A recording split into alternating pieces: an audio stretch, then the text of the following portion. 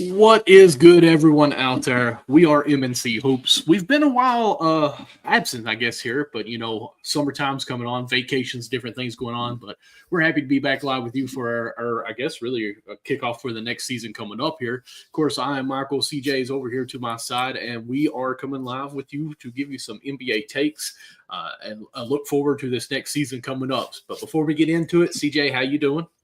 Doing good. Good to see you, bro. Yeah, we took a little month off, took a little summer break.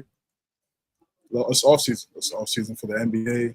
It's off season for us too. So just give us some time to collect ourselves, get our lives together, and start to kick it off for this new season. A lot to talk about. Still, a lot of things happen in our absence. So definitely some things we're gonna definitely discuss and talk about. So I can't wait. Sounds good. We ready to just go ahead and get into our topics? Just jump right in. So let's get it, man. All right, so let's see what we got for our first graphic here. Of course, Luka signs an extension with the Lakers. I actually seen something on Bleacher Report, I think yesterday, giving out their power rankings and kind of surprised on some of the teams, but so much movement's happened right now. So we'll have to look at them all and actually pay attention to who's went where now. But here it is. Yes, this is real life. The Lakers have on this tweet here. Of course, he is basically the franchise player. We all knew this was happening, but to sign the extension, I don't know exactly what the numbers are. I just know the Lakers are in on Luka for sure. What are your thoughts on this? Yes, a 3-year, 153, I believe. So it's a short deal. It's smart. Go at 29 at the end of the deal. So ample time to go get another lucrative, crazy contract because he'll still be in his prime. Still have a plethora of years left playing at an elite level in a Laker jersey. I think it's perfect. I think it's a great signing. It was necessary. I still have my theories about how the whole thing went down. You know what I mean? Like LeBron's almost out the door, and all of a sudden Luka Doncic is on the scene in a Laker uniform. What would that team have looked like if LeBron had retired? And it would have been who? It would have been AD, Reeves. We'd be having a different discussion. So maybe down the road, one of these days, we'll find out what actually happened in that dynamic between Luka and the Mavericks and the Lakers and how the whole thing figured out, because it's still strange to me. I know a lot of people just want to gloss over it. Like, it was about what, 7 months ago. Still very fresh. Still one of the biggest stories in sports. So, but Lakers did exactly what they needed to do. They did exactly what they needed to do, and that was, get signed up for an extension, in that you could potentially bring other players to the Los Angeles Lakers. That is just the Lakers and Luka. Before used to be the Lakers and LeBron. Now we're transitioning to a new phase, a new era. It's the right era, and I think he's going to play well. I think he's going to play well in these 3 years. What the team is going to look like, we're going to talk about that a little bit, and some of the moves they made, because in our last show, we asked our fans and our supporters, like, what were the Lakers doing? Because they hadn't done anything. Usually you hear reports and you hear stories about signings and acquisitions before the calendar year. You didn't even hear anything from the Lakers. So it was concerning, but they made some moves in these last few weeks. So definitely want to get your thoughts on that. But yeah, it's the first step. It's the first step. Rob Pelinka has had his ups and downs as an executive. This is definitely in the right direction. JJ Redick, young head coach, got one of the best young players in the world. I believe there's a lot of talk and discussion about whether or not a European player could be the face of the league. I believe, or a global international player could be the face of the league. I absolutely believe that's possible. It's the talent, your charisma. Can you gravitate towards and connect with people? And truthfully, a lot of times, yeah, because these players that come from these countries, and they don't come from lucrative families or these super high expensive families to start. They come from the slums too. It's just a different story at a different location. Doesn't mean that they didn't struggle like anybody else struggles over here in the United States. So this notion that international players can't be relatable over here in the States, I disagree with that. It's how you tell the story. It's the NBA's job to tell the story about said player. That's what makes them so popular. right? So Luka's in that category. Luka, SGA just won a title, Canada. He's going to be in that discussion. Jokic and Giannis, they're the two of the three best players on the planet, along with SGA. But they don't really care about being like the next face. Like, you know, their talent speaks for itself, and they're going to have the accolades and the success because they're great. But that other thing, you know, they're like Luka has that other side to where, you know, he has the look, and also, you know, his tenacity and how he plays on the court. One of the best players we've ever seen already. You know, and we're already this is year 7 going into year 8. Things still need to be improved. We're playing for the Los Angeles Lakers. The defense has to be there. You look at those jerseys, this is different. There's no disrespect to Dallas and their fans, phenomenal fan base, but they only have one championship. They're created magic, right? We all know that. But the Lakers, you know, they're not new to bringing in superstars to their city. This is the norm for them. So there's expectations here. It's different over there if you're for Laker fans. They look at things differently. So the goal is to be in the finals. You're one of the best players in the world. People have top 5. I believe he's the top 5 player in the league. And expectations with the Lakers, the lore, bringing in marquee free agents, you're supposed to bring a championship. The defense needs to be better, for sure. Has to be. See the picture here, it looks like he's in shape. He's participating in the Euro basket tournament, which is great. I think that's good. It keeps him in shape for the offseason, no slack off. Puts him right into this regular season. He's already going to be in shape, ready to go. Just has to take care of his body, of course. This is a tournament-style season, and then going in the full 82 plus, because obviously we expect a playoff appearance. So just be smart with that. Obviously, that's something that he's done over the course of his career so far. But the defense for me is, and the leadership, continued leadership. When you become a champion, you have to be a leader. You have to lead. Guys have to lean on you on both ends of the court. You have to be trusted on both ends of the court to be a champion. Kobe Bryant has 2 jersey numbers retired for the Lakers. It's because of his defense. Because of the scoring, of course, but it's also because of the defense. Magic Johnson defense. Shaq played defense. Will Chamberlain, Jerry West, all those guys, James Worthy, all those players that rocked that jersey and brought championships to that city, they locked up on the other side too. So I want to see that be the focal point this year, full season with the Lakers for Luka Doncic.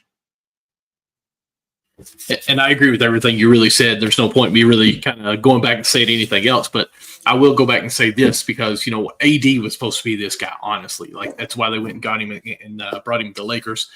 Injury prone Anthony Davis. We know the Anthony Davis just in and out, so we couldn't really be faithful with him.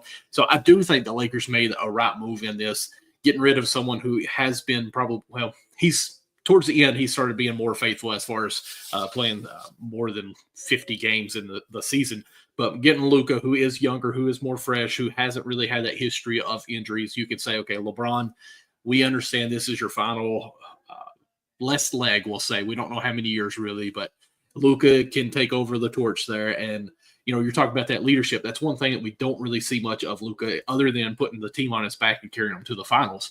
But as far as leading the right way outside of court as well. But LeBron's there that can actually teach that, hey, this is what goes on. This is what I do. You know, be that veteran, the father figure, basically, or big brother, I'll say it that way, for Luka in this mental developing as he goes on. Because you're right. I mean, he was 16 playing professional overseas, something like that. So, I mean, he's only known basketball at the highest level, and to come here now, I don't think it's been a most promising or a prominent thing that he's been trying to do. He's still been dominant, but he's not really taking it completely serious. Now that he's a Laker with a full season with LeBron there, hopefully he does come in and say, hey, I want to be the face of the league, because when you wear the LA yellow and purple, you're looked upon quite a bit. You've got a lot of national televised games.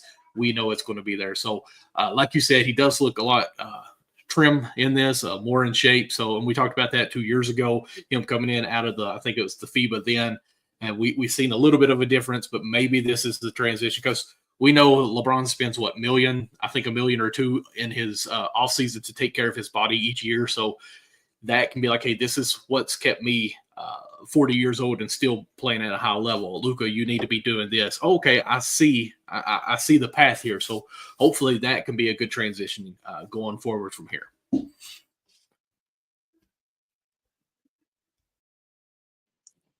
Yeah. So I mean, it's imperative. It's imperative now. I mean, now it's not even a question whether or not Western Conference Finals minimum. You know, when you're rocking that jersey. I mean, as talented as he is, guys are healthy.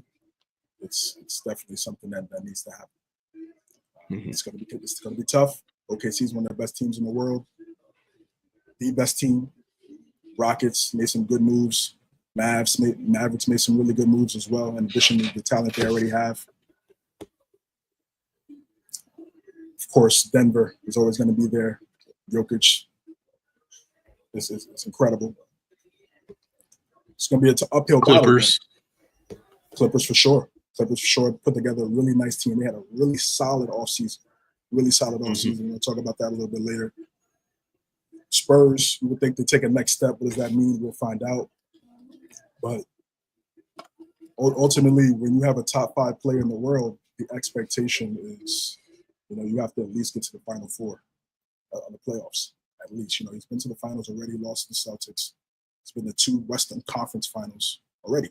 So I don't see it being it's nothing crazy for me to say that, you know, he should be in the championship mix, you know, for the foreseeable future. That's what's expected. His competitor, peer in the league, Shai Gilgeous-Alexander, went out there and won a championship, scoring title, championship, Western Conference Finals MVP, first team All-NBA. He did all of that. So what stopped this? There's really nothing stopping Luka from doing the same thing. The talent is right there. It's just a matter of this is the parity era. Who can win the most championships when there's the most talent on every team? There's a plethora of teams that are really good. There's no one team monopolizing the rest of the league. It's great teams battling it out to see who's going to win the championship. And in these next 7 years or so, questions will be answered. Right now, it's SGA, Jokic, Giannis. Right? They have championship. Jason Tatum. They have championships, right? Luka, Anthony Edwards. Those are the next young guys up there. I mean, Wemby in a couple years is not. I'm not gonna soon for Wembanyama. Soon, I have to see how that team what that team looks like for me to go there, but it's inevitable. He stays healthy. So we'll see what they do, man. I like the moves that they made in the offseason. Let's get into that. Yeah, absolutely. I'm going to go there because, you know, we say Final Four or bust basically, but with last year's roster, obviously we knew there was some holes in that lineup that they could, or as far as the bench and everything. So I'm glad that they finally went out and did do some moves because we were waiting for something to happen. And, of course, I think the last time we were talking, I mentioned that DeAndre Ayton was in talks of possibly signing with the Lakers. Now it is official, of course. But I'm really excited about the getting of Marcus Smart because how many times have we said that the backcourt really lacks the defensive presence? And Marcus Smart is that alone. You know, he brings veteran play from the point guard position, can knock down the three, maybe not so consistent or who you would really think shoot at a super high percentage, but can take care of the ball, can be a facilitator with LeBron and Luka on the, you know, whatever you want to say, isolations either side, however you want to do it. Of course, they're also going to be running point as well. But hopefully this could be the turning point for DeAndre Ayton's career. Of course, this is obviously towards the end of Marcus Smart's career as well, but he could go out on that high note. You know, I hate it for him to be on the Marcus Smart's career. Not like 1 or 2 years. I'm saying like he's on the back half. That's what I'm saying. I'm sorry, not the end like it's ending, but the prime is back there. but not too far away. But I just feel like, I hate it for him because, the Boston Celtics won it the year after they let him go, or the year that they let him go.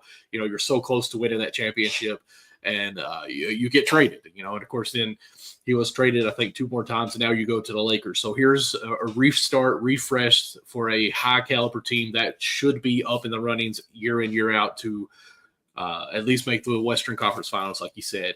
So, in past, AD has said numerous times, we need a center. We need to get a big man. Then they traded him for saying it, and now they get a big man. So we'll see how that goes. I do think both of these additions can be good for the Lakers because, like I already said, Smart's going to be the defensive guy on the backcourt, help out with Luka and Reeves as well with that.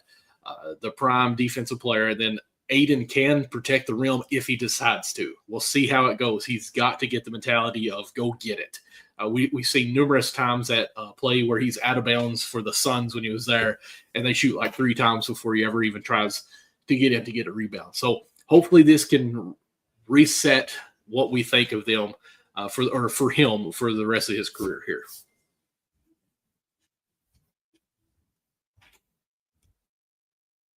So DeAndre Ayton,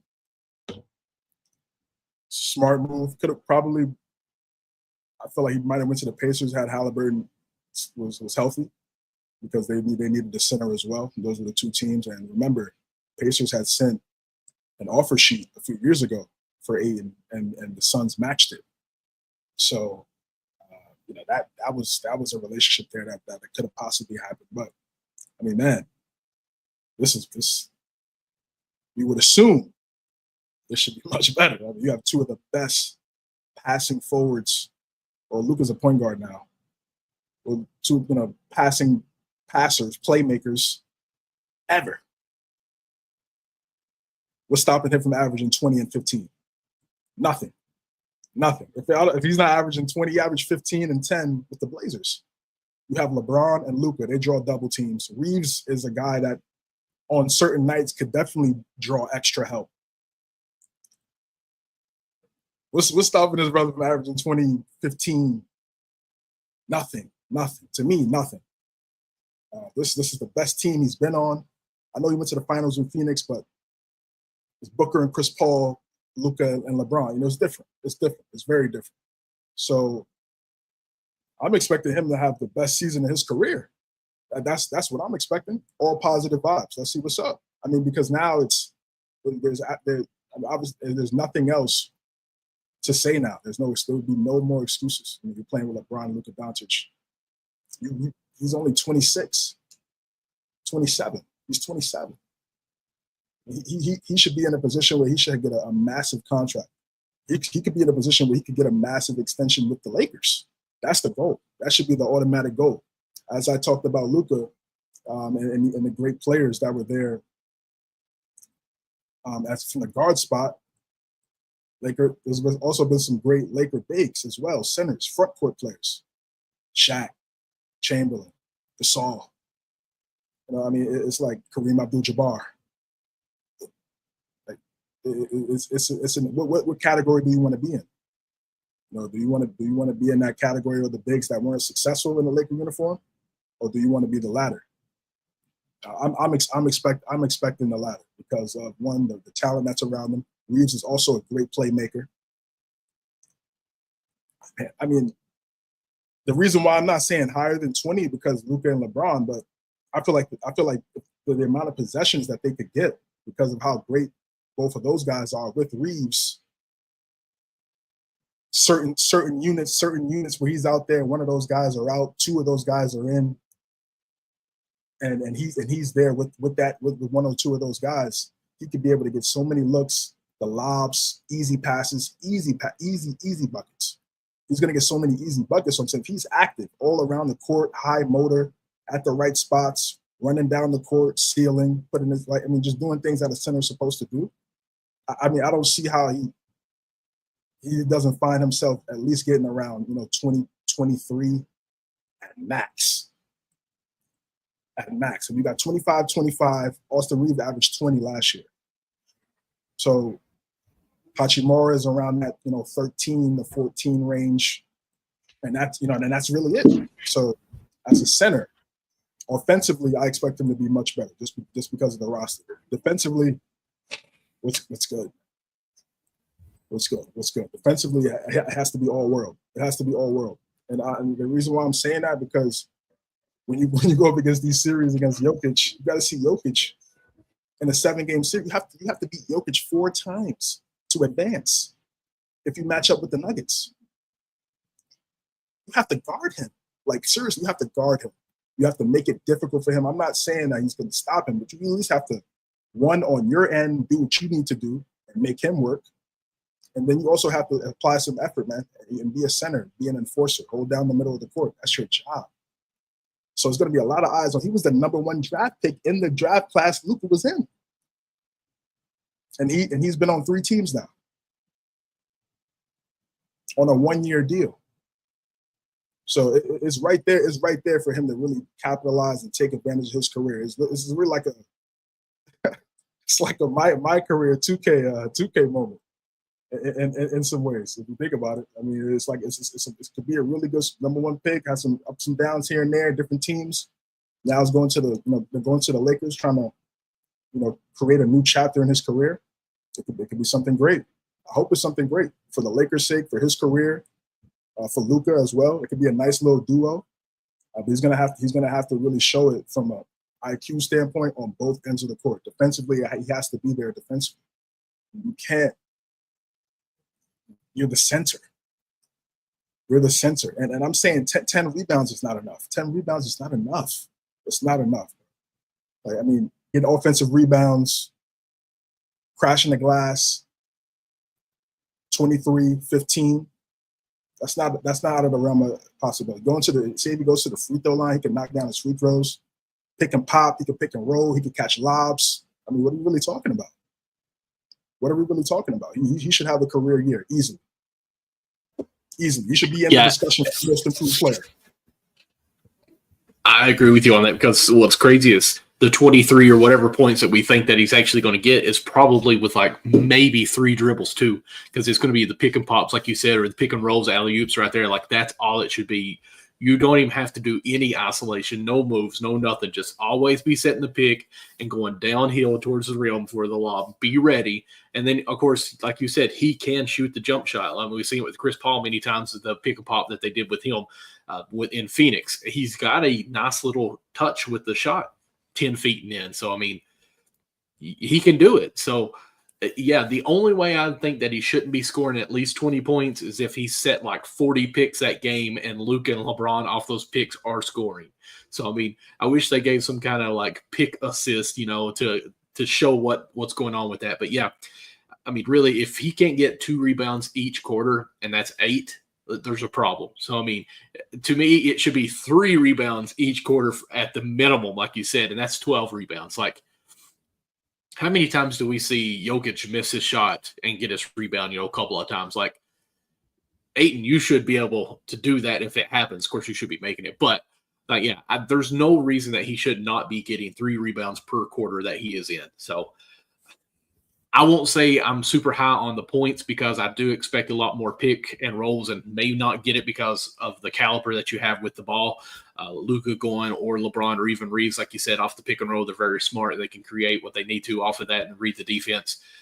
But he definitely has to have, I'm going to say 15 rebounds. He should be flirting with 20 points in that area quite a bit every game. So I'm not saying you're wrong. I'm just going to say I'm not going to hold him that high every game getting at least 20 points, because there could be games where I'm setting so many picks that I just don't get it because it's opening you up so much.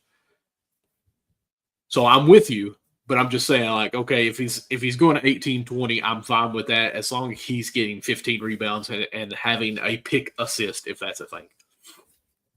Right, Ilgauskas, Drew Gooden, Tristan Thompson, JaVale McGee, Dwight Howard, Derek Lively, Daniel Gafford. Luka and LeBron got these centers paid. They help these guys get paid. So I'm expecting that the trend to continue. Now you have both players on the team now. I mean, this is a luxury. This is like Christmas. This should be Christmas every game for you, all 82. does not get any better. Absolutely. So we'll see if he capitalizes on this moment. Yeah, it's his Marcus career, Smart, however he wants to go. Yeah, and I got a graphic for Marcus Smart, so I'll keep that Okay. up. But it's a great pickup, kind of like a Swiss Army knife. And he's that. Him and Caruso, they're the same build. They're the same type of build. They could guard 1 through 5. They're fearless. They're probably 1 through 4, 1 through 4. But I think the most important thing with me in terms of getting someone like Marcus Smart is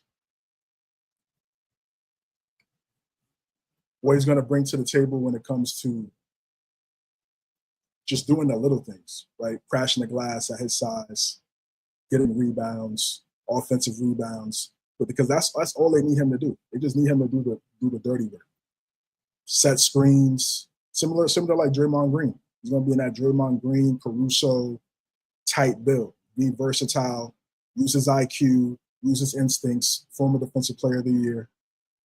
It was a key factor in the Celtics going to the finals in 2022. He has something to prove as well, I'm sure. There was a point where he was a starter in the NBA Finals. And now he's now you're on different teams, going to different teams. That's not something that you, as a player, I'm sure, is not something that you want to have, especially the success that he's had. So this could be a spot for him as well. That could be long term. I think it's great. He brings that veteran mentality, maturity as well. That someone like Luka needs. Someone that's going to be an enforcer. Some of these guys, they're going to want to try to test Luka in the playoffs during certain games. So Luka doesn't get that tech. Marcus Smart can come in there, check those guys. Those little things go a long way throughout the season. Build trust. Marcus Smart said that Luka contacted him, said that he wanted him to pull up and go to the Lakers. So, I mean, that alone speaks for itself. So, I'm expecting Smart to do exactly what he usually does. Going to have to knock down that corner three to extend his minutes on the court. He could definitely be in closing lineups because of his versatility, like we both talked about. He has to space the floor at an efficient level. If he can get in that 36 range from three, for around 40% from the corner specifically, he's going to be all right. He's going to be all right, man. And he's going to be open, more open than before, ever, more open than ever. So. And he's played in the high market, big market city, big market team. So this is nothing new to him. He's not fazed by any of this. I like these two moves that the Lakers made.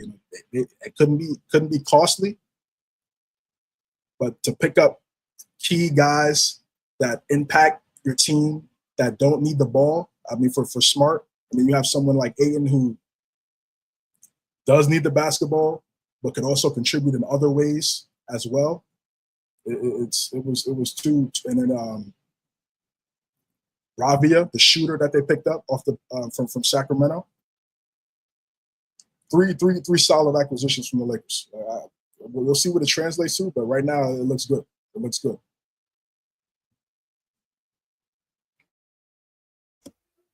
All right, we want to stay with the Los Angeles area and go on to our next topic here.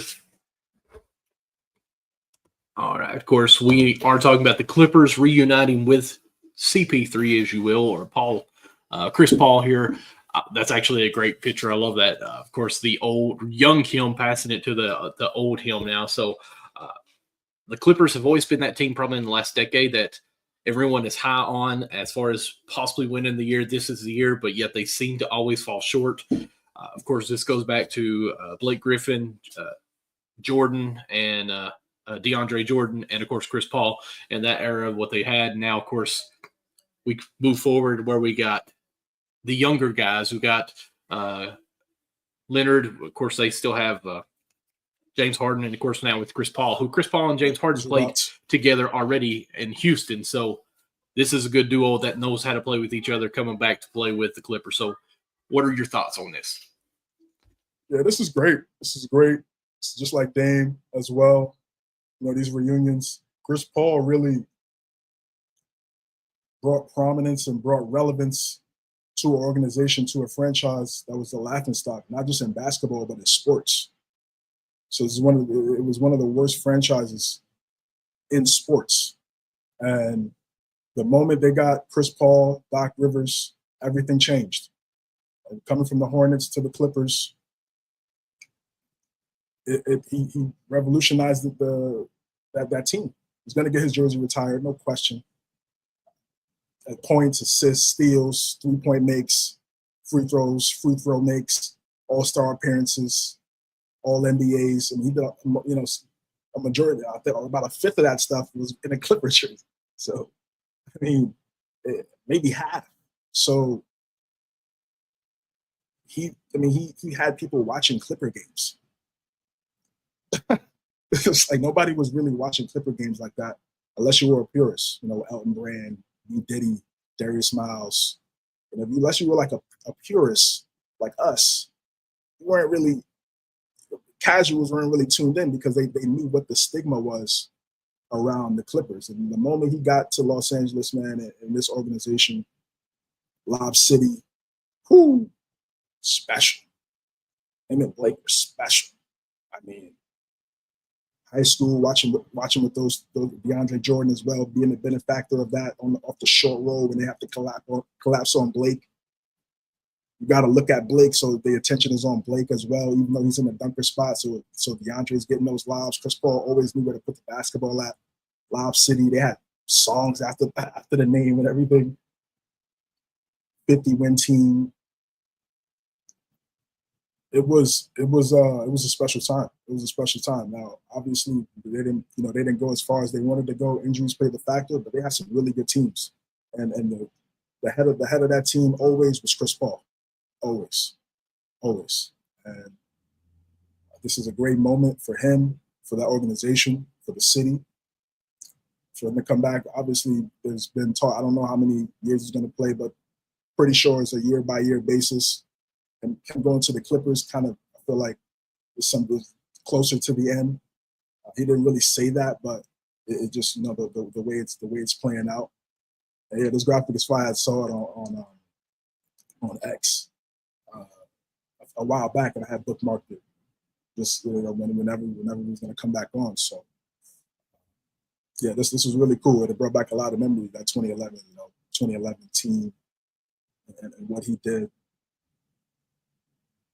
The introductory press conference, it was definitely a moment. They gave him his flowers, well deserved, and I think it's a great time. It's a great time, a great story. And it's not just a place where he's going there and they're not good. They're competitive. I believe one of the best teams in the league. When you look at roster for roster and who they have at the top of the roster in Kawhi Leonard, he's in a situation where he could have a deep playoff run and contribute. And whenever they need him, it's going to be off the bench, second unit, getting those guys going. One of the best athletes as well. I feel like his athleticism really doesn't get enough credit. I mean, he's 40 as well, just like LeBron. And he's still impacting the game, changing the game. Of course, it's going to be different because of the height and physical traits, but he always impacts the game in a positive way, always. And I think that's going to continue with this second stint with the Clippers. And it's, like I said, it was a really, really cool moment for both parties. It's cool to see. Hopefully this is going to be just like the Jason Kidd going to Dallas to win that ring on his farewell year, basically.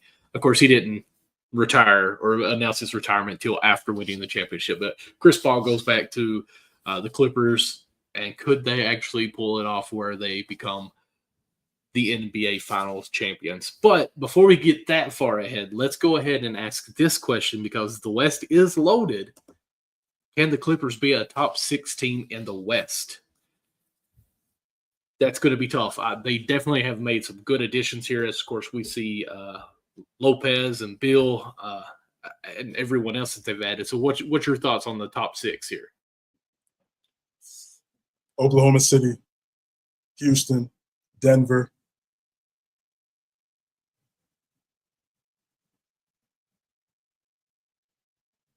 Yeah, I mean, after that, it's up for grabs.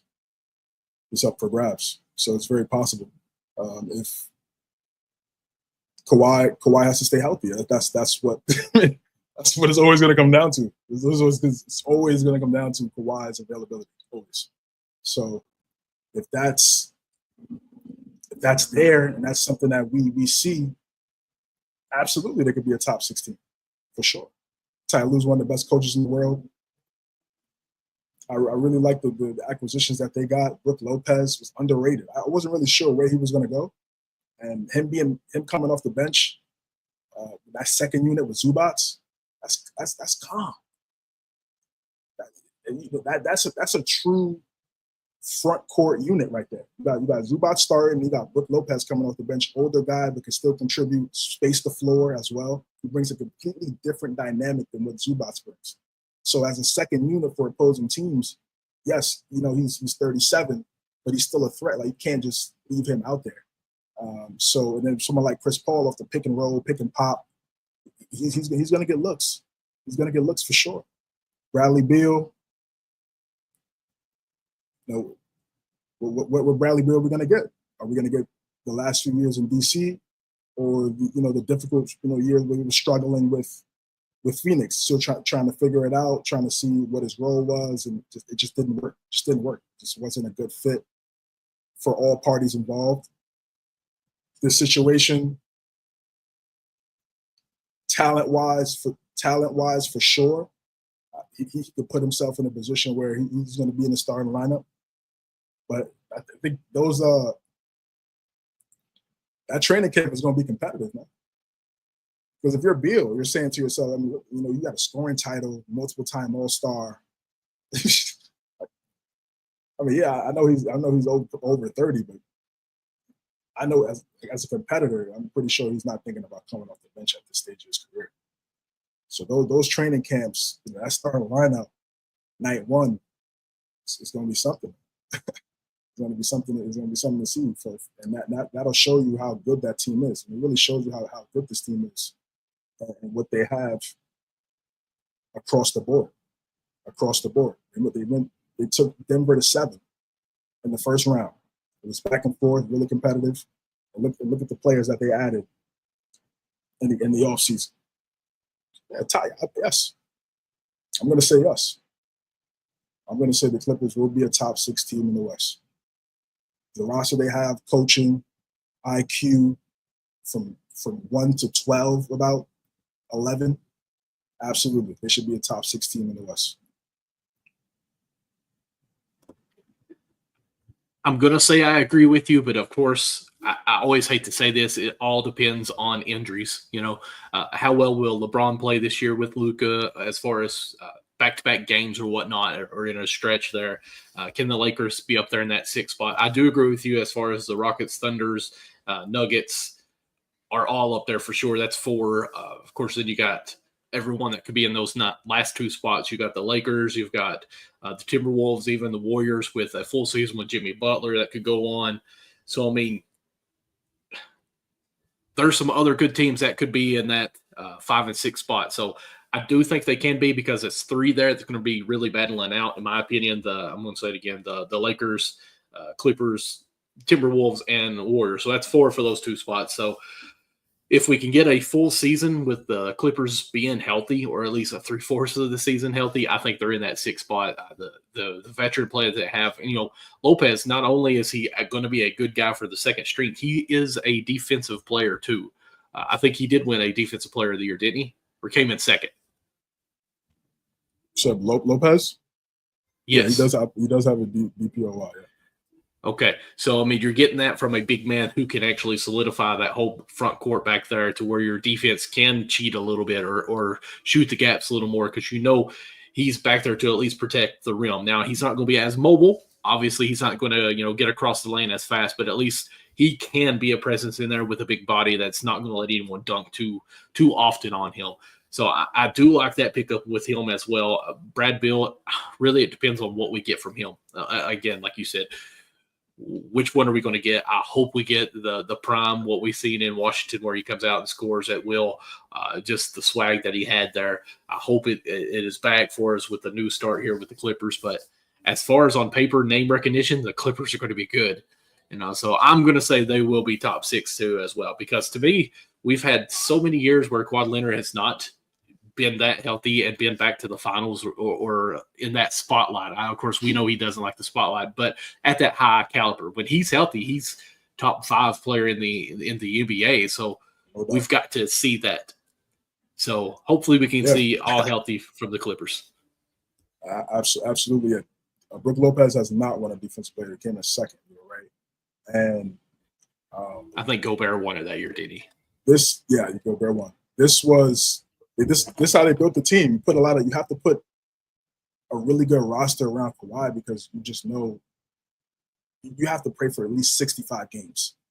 If you could get 65 games healthy going into the postseason, that's money. If you're a Clipper fan, if you're the brass in the front office, that's what you expect.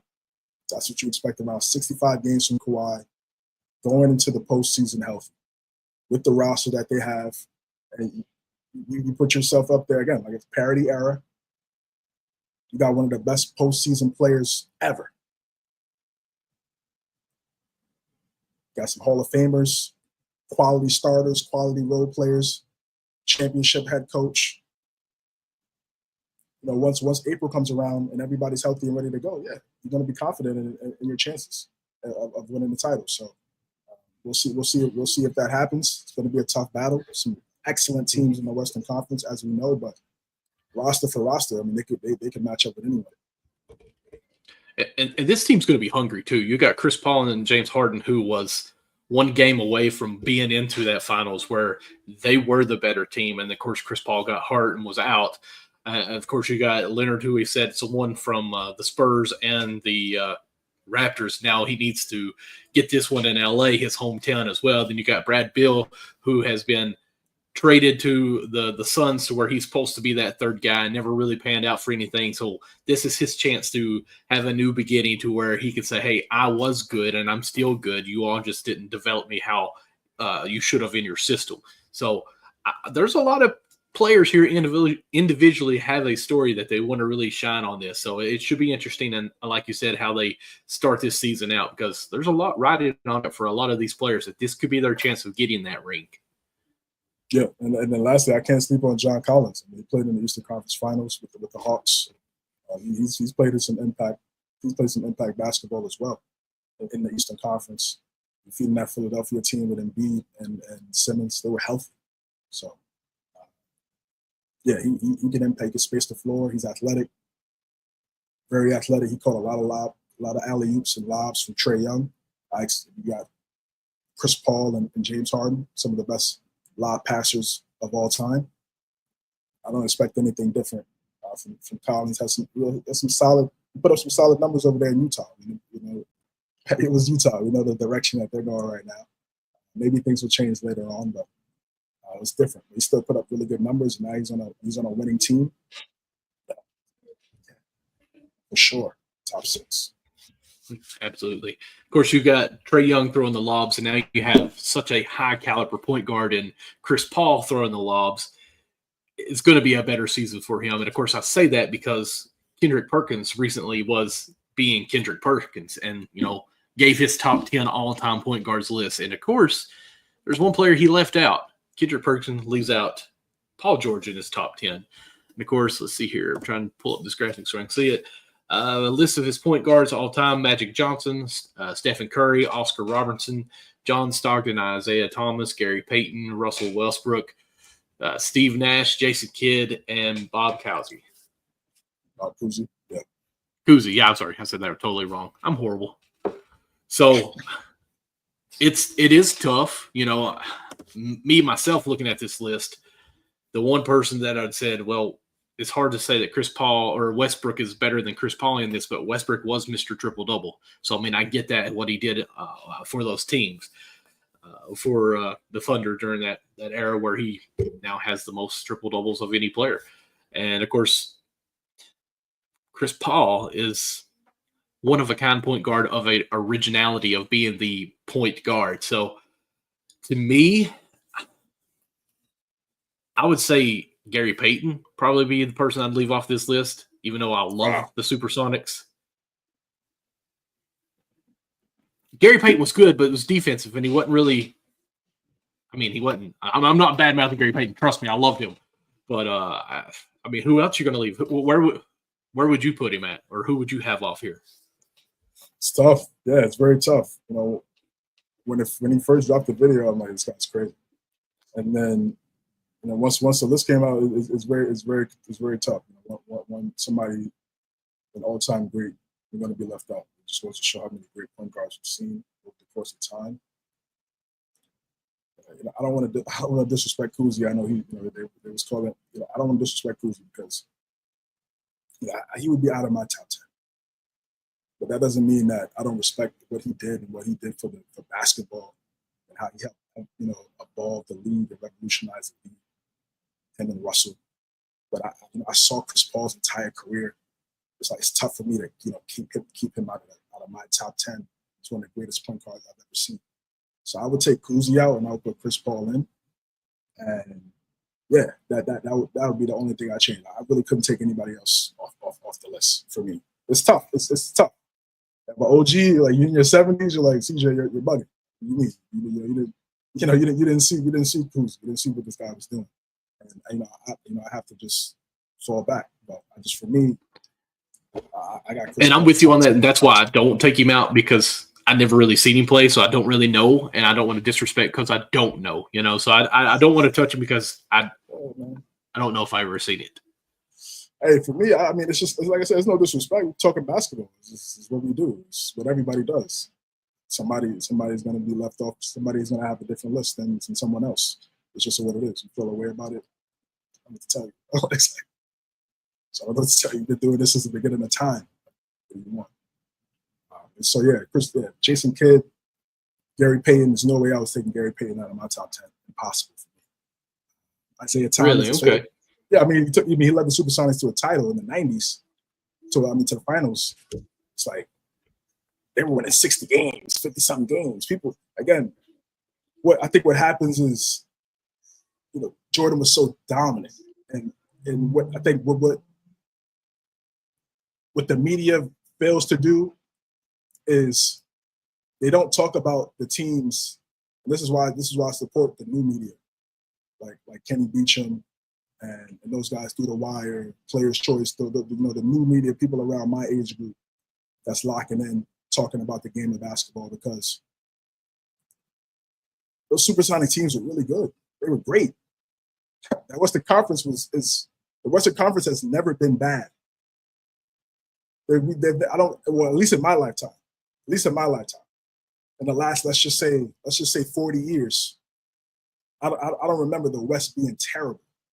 I mean, just Jordan ran the league. It's Michael Jordan, right? It's Michael Jordan. It was different, but that doesn't take anything away from what the Supersonics. They were winning 60 games, and you could argue that Sonics team, out of all the teams that they went up against, Utah was very competitive, but that Sonic team, they took them to 6. Jordan didn't have a great field goal percentage in that NBA Finals. Nate McMillan, they had George Karl. You can say what you want about George Karl. I'm not the biggest fan, but you know, he's a good coach. I'll give him that. And he did some great things. So I couldn't keep Gary Payton out the glove. Zeke, it's impossible. Zeke, Stockton again is as well. It's to be just his assist total is just head and shoulders. It's like Jerry Rice total touchdowns, 197, and then 22,000 receiving yards. It's just something that will never be touched, and never be broken. And he was doing that without. I mean, they changed the game. I mean, he changed the game. Screen action, pick and roll. That's literally all you see in today's NBA. So he doesn't get enough credit at all. He was one of the first guys really doing what you see now, what everyone else is doing right now. John Stockton and Karl Malone were doing in Utah in the 80s, in the 90s. They didn't win a championship. So people they discredit them, but they went to the finals 2 years in a row. They also gave the Bulls, the Jazz and the Supersonics were probably the two most competitive teams that Jordan faced in the 90s. John Stockton is one of the most. To me, he's probably the most underrated player in basketball. Because you can't talk about today's league and how the game has evolved and the game's changed, and all you see is screen action, and that's literally what they were doing in Utah in the 90s, in the 80s. Top 5 pick. People sleep on Stockton, man. They really do. It's unfortunate.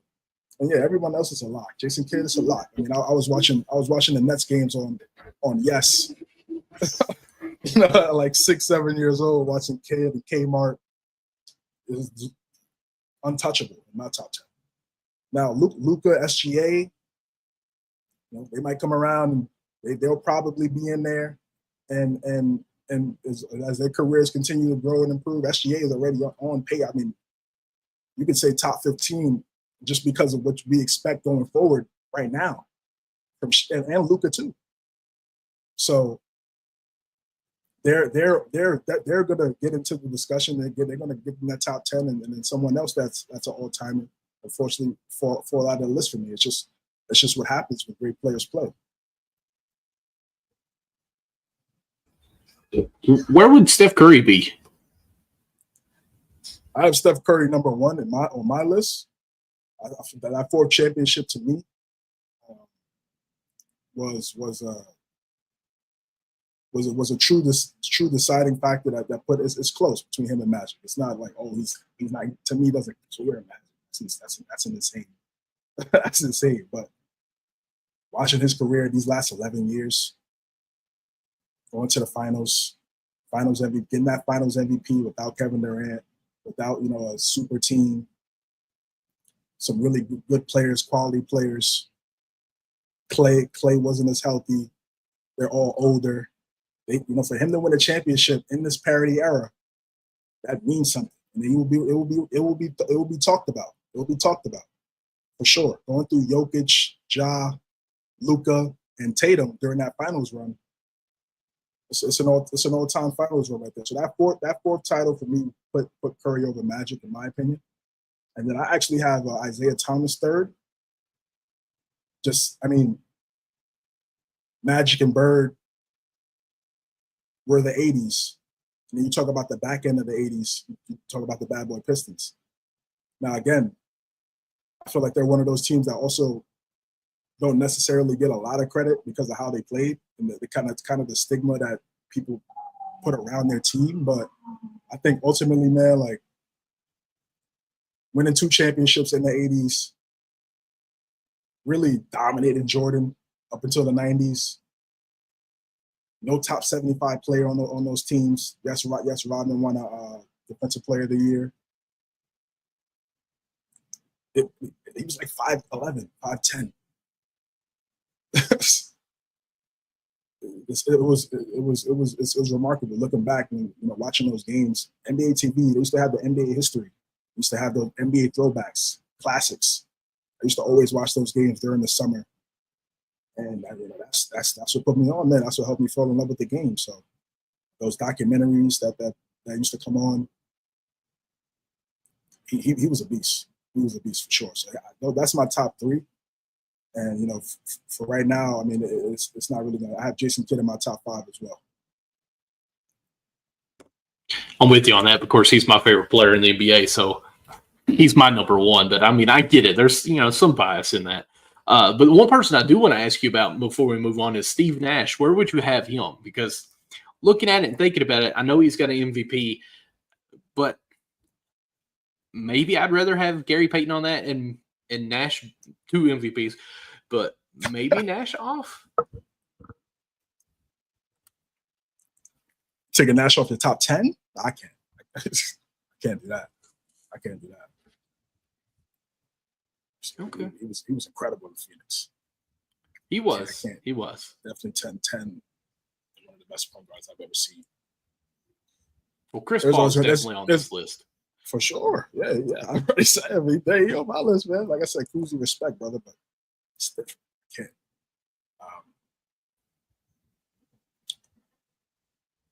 Yeah, it's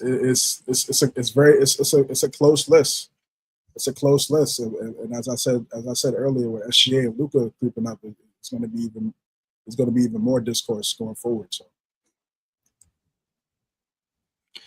All right, let's go ahead and transition over to another point guard that does also have another reunion. Of course, we're talking about Dame goes back to Portland for the reunion there.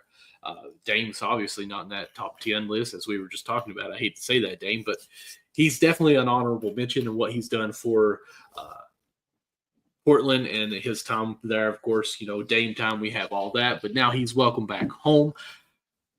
I actually really like this move by him. I wish he would have went to Miami, of course, but this is going back home where he's comfortable. Maybe we can get back to old Dame and see how it goes, especially with the trades that Portland's made. Like, I don't want to say they're going to be top 6, but they've put together a good little lineup here.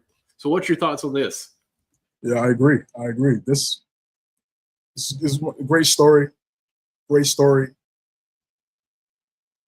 Never really, just the grass isn't always greener.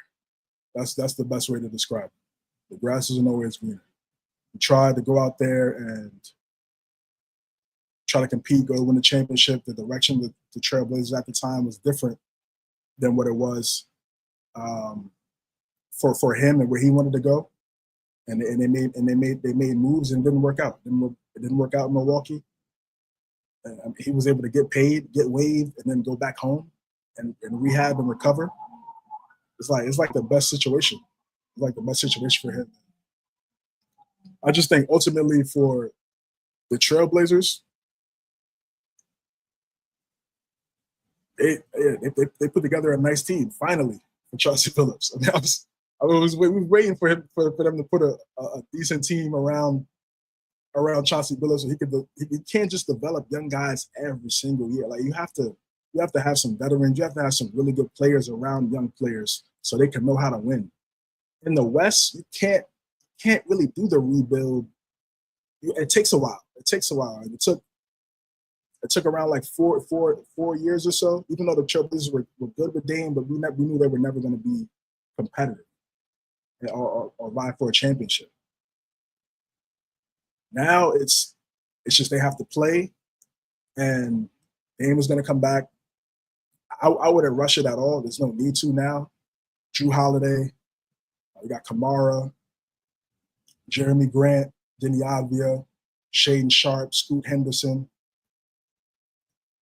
Yang Hansen, the rookie that they just drafted, Donovan Clingan, and going into his second year, he's going to be a starter now that DeAndre Ayton is with the Lakers.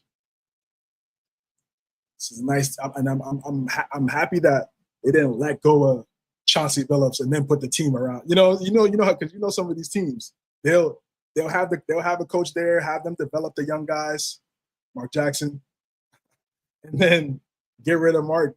Get rid of the coach to help develop the players to become who they were, and then get another coach, and then they get all the success. So I really like how they did. That says a lot to me.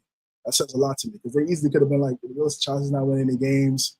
We're not where we want. We want to try to get somebody else as we try to get a new team here. For them to keep Chauncey, him being one of the best defenders at that point guard spot, winning the championship in the 2000s with the Detroit Pistons.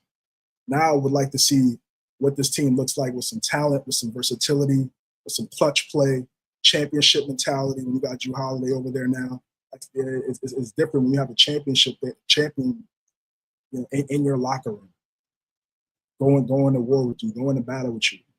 It's a different respect level there, all across the board from top down. So now they didn't trade Drew to Boston. Now they're keeping Drew. So this is telling me that they want to be competitive. And again, it goes back to what I've been saying since the start of the show is these teams are looking at the landscape of the league and saying, if we put a good team together, we have a shot.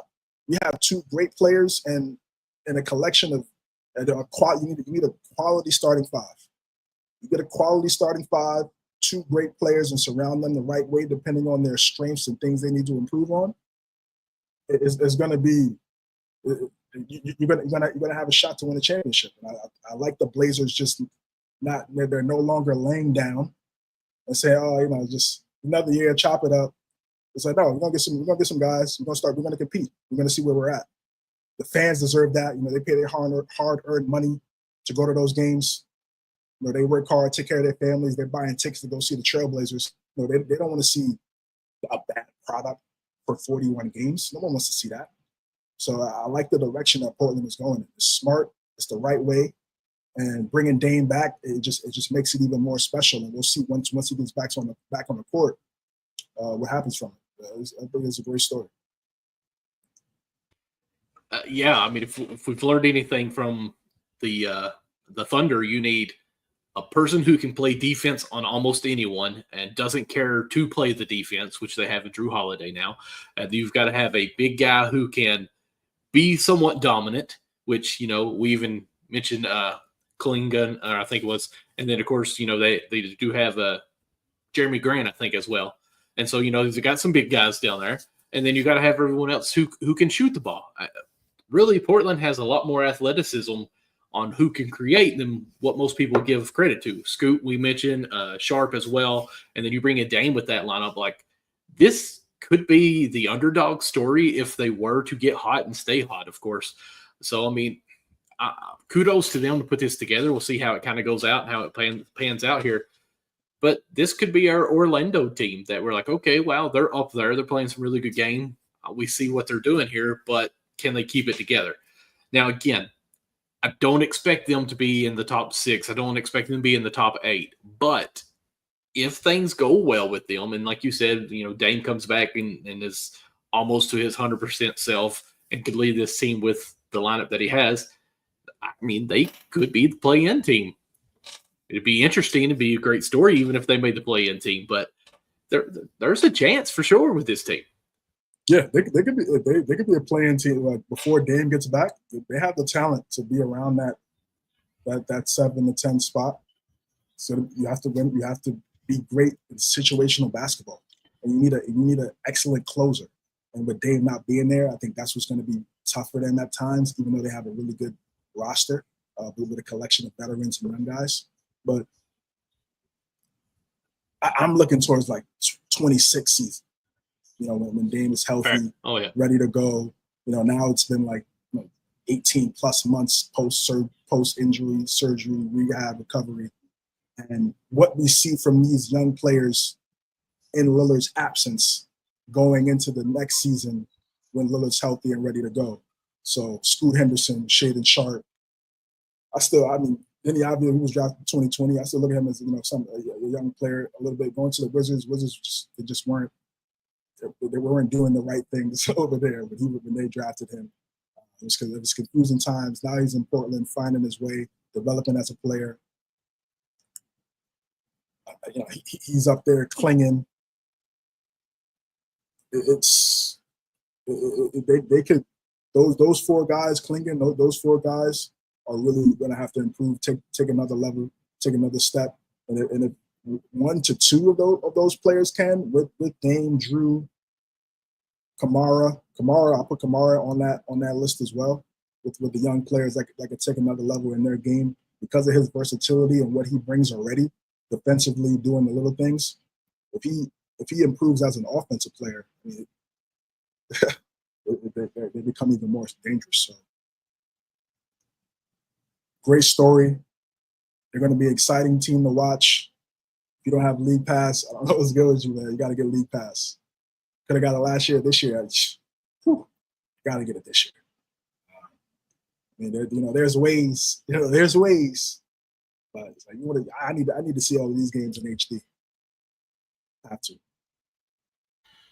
Yeah, this is probably the best storyline. Is just the Portland gets their hero back. Of course, like you said earlier, grass isn't always greener, but a lot of the fans and media were really pressuring Dame to leave. I think like, wow, he's staying too long. He's being too loyal. Then he leaves. And now he's back home where he probably thinks, man, I should have just stayed here and see what we could do. But he comes back with a good roster, a good lineup here, and hopefully we can get you back pretty quick and get that healthy. But let's go ahead and jump over to the Summer League, where 2025 NBA Summer League champions are the Hornet Charlottes.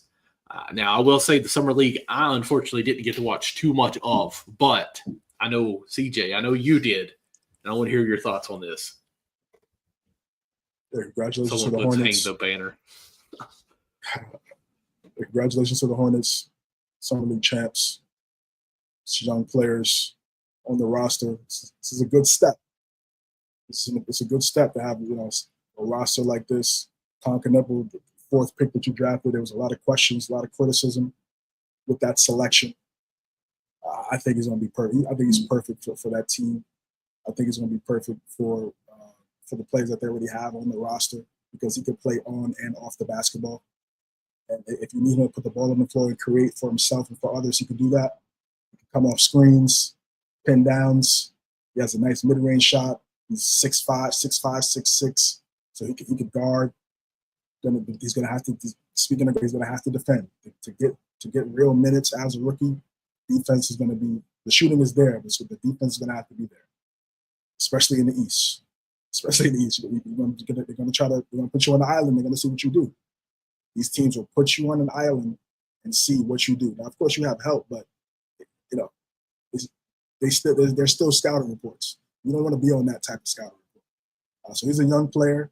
I think it's going to take us. I think it might take us some time to really get acclimated. But what I saw from the summer league, knocking down shots, just really, like I said, getting in his spots, doing everything, helping the team win, getting assists, getting banged up a little bit, coming back in the game, then playing the next game. Like he didn't have to play in this. I mean, he's a number 4 pick. He didn't have to go all the way to the championship game. I mean, they could have shut him down. They could have, just like they did with Flag, easily. But they saw that he was kind of getting to a rhythm. They want to see what they got. And then also, they also as the Hornets, the front office, you want to show the rest of the league, you know what you're doing. This guy's getting 19, 20, 17. That's what you want. That's what you want to see from your top pick going into the season. So again, like I said, congratulations to the Hornets. They did a great job locking in Vegas. These other 4 gentlemen for the rest of the team put on good film.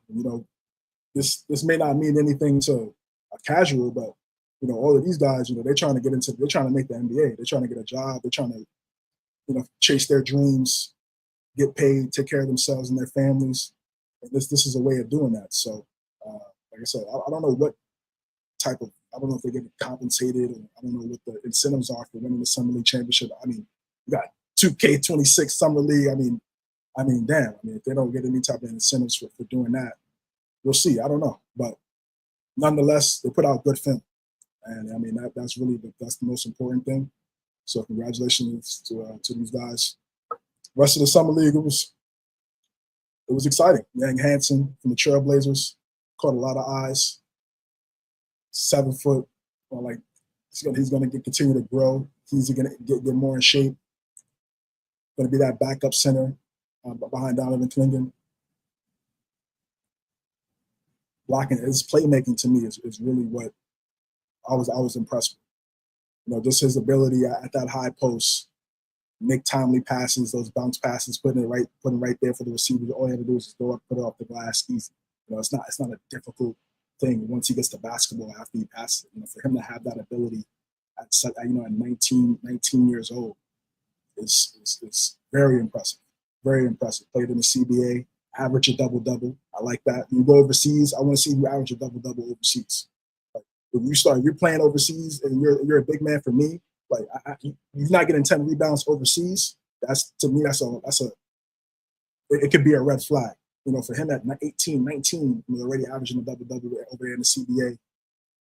And then watching what he did in the Summer League, he's going to translate. I think he's going to be really good. He can space the floor too. Don't want him shooting the ball that much, but he can shoot it if necessary.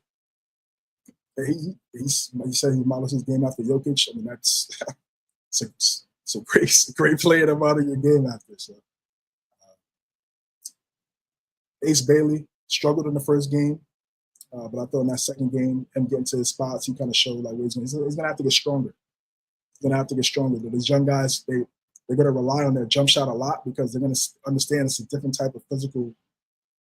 The physicality is going to be different in the pros as opposed to what it was in college. So you blowing by somebody in college going to the basket, you might not necessarily do that against someone in the NBA, even if it's someone that you may not deem as good, because they know how to stay on the court, and for the most part, it's going to be defense. So you have to find these young players are going to have to find ways to still get to their spots, be efficient, in due time for Ace. Ace Bailey, he's going to be great. I think he's going to be great. His skill set, in Utah. I like what they got going there. I'm a fan of Will Hardy and his scheme. He locks in. I think he's going to be really solid. Flag showed flashes in the first game, but wasn't as efficient as you would have liked. And in the second game, he was much more efficient. I just like how he stays aggressive too. Even in the first round, he didn't shoot the ball well, but he stayed aggressive. And for him to be 18 and already had that mentality and that mindset, I like that. It's good. That's the type of mindset you want. You don't want a frantic young guy. He's not afraid of the moment. He understands how great he is and how he wants to win. Plays on both ends of the court. We talked about Dallas already and how I don't know what he believes in, but you got to thank God. So there's only one person. For you to be in a situation like you see how many number one picks they get drafted in the situation they're put in day one, and you see the situation and scenario he's put in as a number one pick. There's no other reason. So, I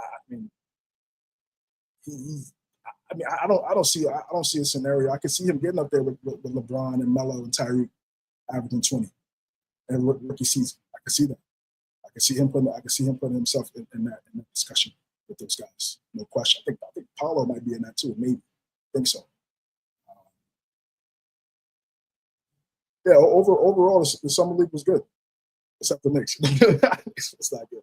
They were not good at all. But it was exciting to watch these young players, these young guys. You just never know. You never know who's going to emerge. You see these guys now, and it's like, it is what it is. And then later on, these names, they start to come around like, I remember him from. So this is where it starts. So I guess it was a really good summer league this year. I will say, of course, being in Kentucky, we hear a lot about the Kentucky players wherever they went for the summer league. And, Kobe Abrea, who was a senior, graduated last year from Kentucky, who wasn't really going high in the draft at all, but actually really played very well for the Suns. It's a knockdown shot, can really create a good shot. I think he shot 60% from three-point for Kentucky last season. So, I know he was one for the Kentucky part of it that stood out more than our other players that should have. And then I think there was a guy from the Bulls that had a 40-point game, didn't he? Young, maybe? Yeah, Young. Yes. I'm blanking on his first name. Okay. And Jameer, ain't it? The gentleman you talking about from Kentucky, yeah, he's a bucket.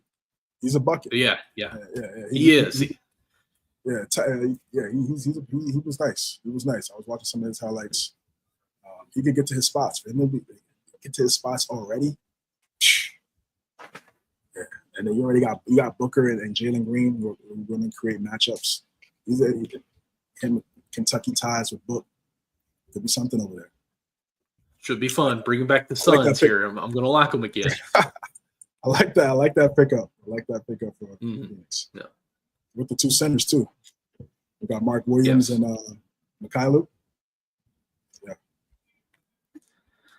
All right. So I think that's got us for the summer league talk here. Of course, let's go back talking some of our players with contracts and different things. Of course, the Hawks has extended Trae Young. And so, obviously we figured something was going to happen there, but the deal has happened finally. He is the Atlanta's guy for sure. And let's see what we got on the graphic here. NBA Central Hawks have No. They haven't extended him yet. Oh, I'm sorry. I read that wrong. They haven't extended him. He's disappointed that it hasn't happened. So, yeah, okay. That's interesting. I've never been a big Trae Young fan. Of course, he had that one season. You a Knicks fan, you understand what happened that season or the playoffs. But do you think this is a thing that could be troubling for Trae Young? Like, are they saying that he's not going to be the guy by this? I feel like Trae Young's been in trade talks for pretty much since that Eastern Conference Finals appearance 4 years ago, going on 5 years. Not too worried about it. I think they get a deal done. You need a point guard in this league. You need a facilitator. You need a floor general. You need someone with high IQ when it comes to playmaking and getting your guys involved.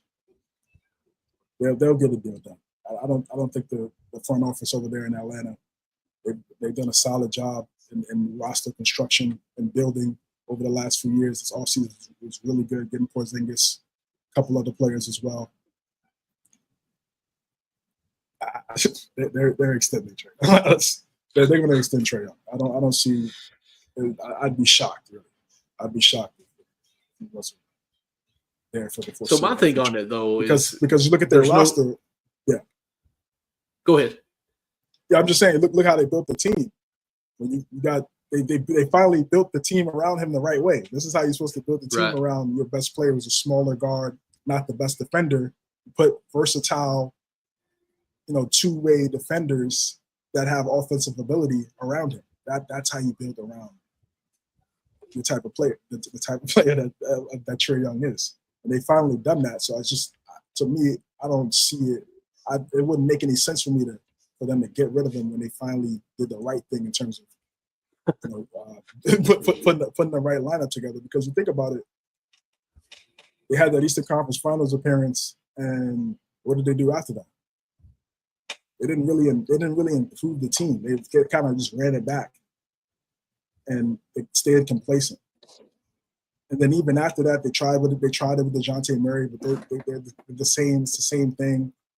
With a young guard like that, you really want to get a forward or a front court player or a swing, not necessarily a guard, to where now you're taking the basketball out of his hands even more. And he's not a great off the ball player. I think that could change with the lineup that they have now, as some of the players around him get better. Was Reese Shear, Jalen Johnson, Dyson Daniels is going to take another step offensively. He's already one of the best defenders on the planet. Porzingis, he stays healthy. You know what he brings to the table from a defensive standpoint and also from a floor spacing through level scoring standpoint. So this is this is, to me, it's a non-issue. I think they get the deal done, and the Hawks are one of these teams where I'm definitely excited to see what they look like in the Eastern Conference next year. Not complacent, building the right way, understanding the East is the window to get to the finals in the Eastern Conference is as large as it's ever been. It's going to be competitive, but the window is there for, I'd say, around probably say like 7 teams in the East. Like, I wouldn't be shocked if they went to the finals. Probably say, it's around 6 or 7 teams. Because, again, no one had, unless you're a Pacer fan, you don't have the Pacers go to the finals. Nobody. No one. So, like I said, the window was there. And so they get it done. I don't think the Hawks are crazy. Hawks, he's gonna make baskets so much easier for everyone else. And this is good for Trae Young too, because I've always talked about him not being the most efficient player. And I think some of that had to do with him. I feel like he had to force the issue because he didn't have elite talent around him. So he had to take sometimes some bad shots because he felt like if he didn't, the team wouldn't win because the other players around him weren't taking that next step. I think now, looking at the team that he has, I think he starts to dial it back a little bit. Some of those threes from far out that he really shouldn't be taking, I don't think he takes those shots anymore. I think he passes it to the guy if they double, if they trap. He's already been a great playmaker, one of the best playmakers since he got drafted. He was one of the best playmakers in college at Oklahoma. That's always been his forte. I think the assists are going to go up, and I think the efficiency and the field goal percentage and the three-point percentage is going to go up as Daniels, Johnson, Reese Shear continue to improve at their positions. They get something done, probably like a 5-year deal, something like that. I'm not breaking up news; it's just a prediction. Okay, I'm not mad at that. It's just the fact that there's no negotiation going on whatsoever. That's the one thing that I would say is kind of weary to me, is that the fact there's no discussion. Or, well, there might be discussion. There's just not been an offer, I guess. So I'll backtrack on that. So, yeah, I do think Atlanta is definitely a team that could be surprising this year. I mean, they went out and made some moves. They could easily be that Knicks of 2 years ago where we knew they were good, but yet we didn't think they'd be top 3 unless you're CJ. But and really put it all together with all the players that they had. So, I mean, Porzingis, like you said, really involves if he can stay healthy on this team and what he can do there, because the rookie, year 2, I guess, or I guess year 3, ain't it? See how he develops here, and as they move forward, I mean, at least we can see that they are trying to build something now. So kudos to them for sure on that. Now, what I'm excited to talk about is some 2K. CJ, you brought my love back for 2K, and it's probably my wife probably hates you for that, just to be honest with you. But 2K26 is about to drop later this month if you pre-order it, of course. But the cover of the game is SGA, rightfully so, MVP of whatever you want to say this year, scoring title as well. I want to ask you at least about what you think of SGA being on here, and of course, maybe what you think of 2K26 coming out.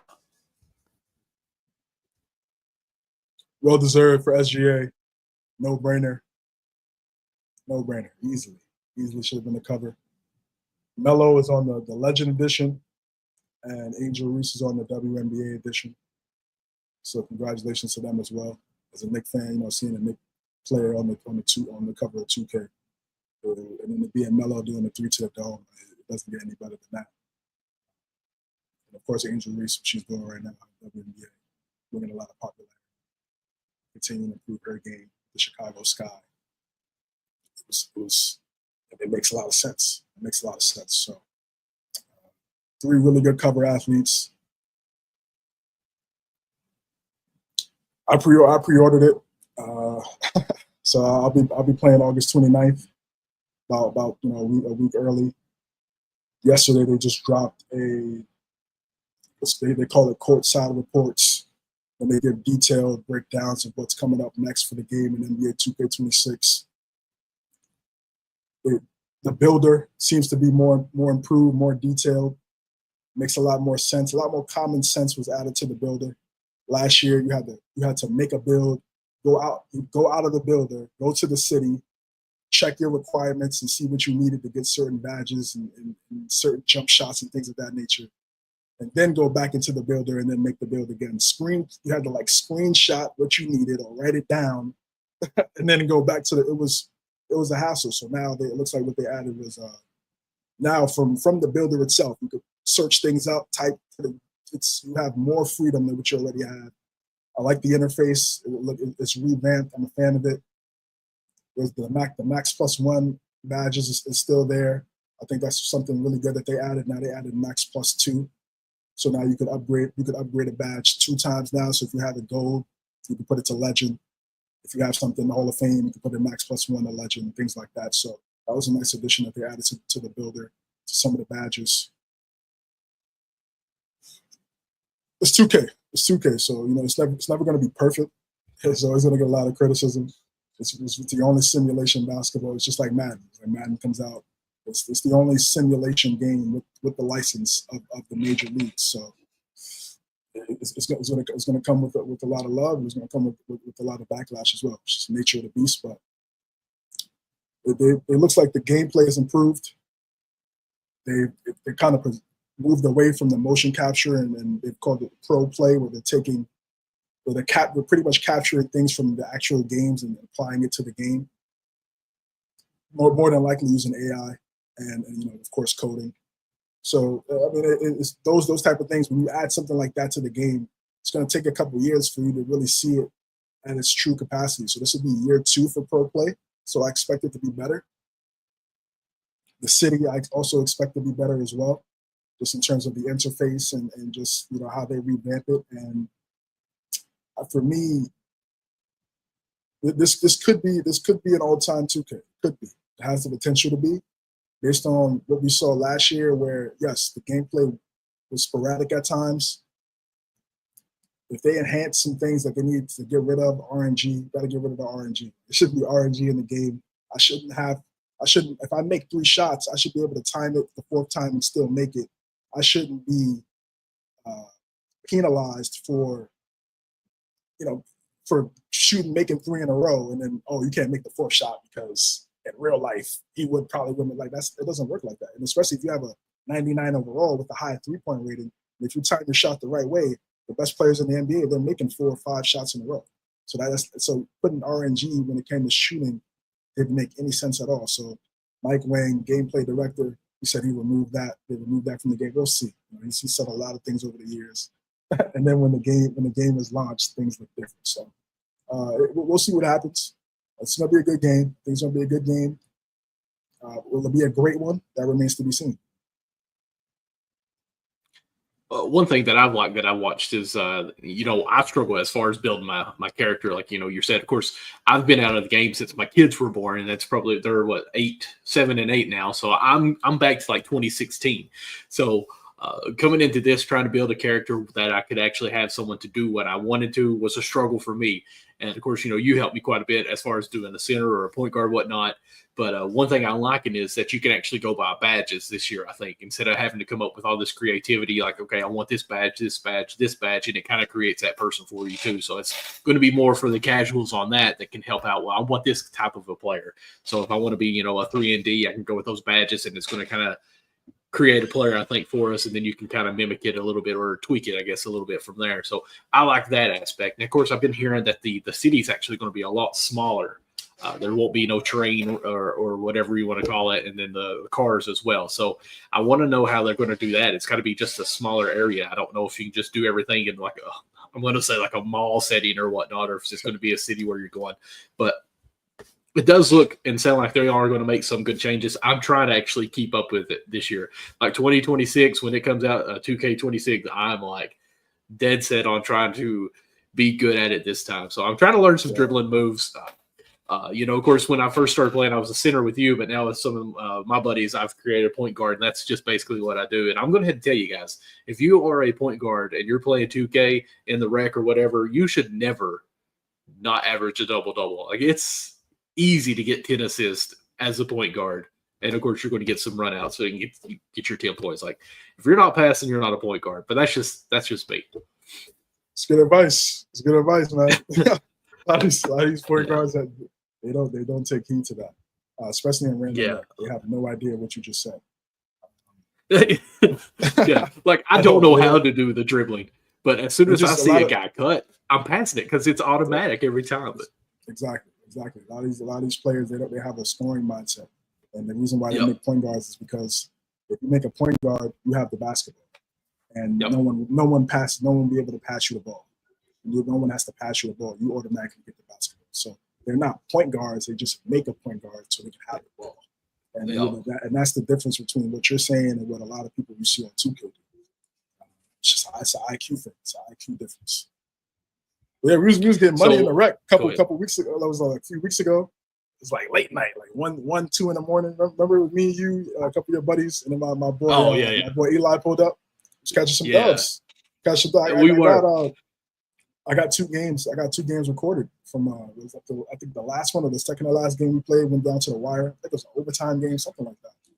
So it was close. Yep. Yeah. So that's some good times, man. We got to do that again soon. It was good runs. To me, right now, I'm in like Madden college football mode right now. So once I get that. once August 29th hits, then I'll get back into the 2K wave. But, I mean, bro, like I already knew it was going to be synergy between us on the game because of how we talk about basketball on here. So it was inevitable, and it was just the only thing was it's just how you make the build. If you make the build the right way, then it's just all you after that, and that's why you got the Swiss Army knife to start, and you got the center. See now you're seeing what it takes to make a good build. Now you build your guard and you can build other players. So now going into 26, you already know what to do. It's gonna be fun, man. It's gonna be fun for 26. I can't wait. But that's one thing that they talked about though is in times past you've not had a good dribbler as a big man, or a big can't really have certain animations or whatnot. But they're talking about changing it this year, right? Yeah. So now the max height for centers is 7'4". In years past, it's always been 7'3". So with Wembanyama really taking over, and it's about to really take over.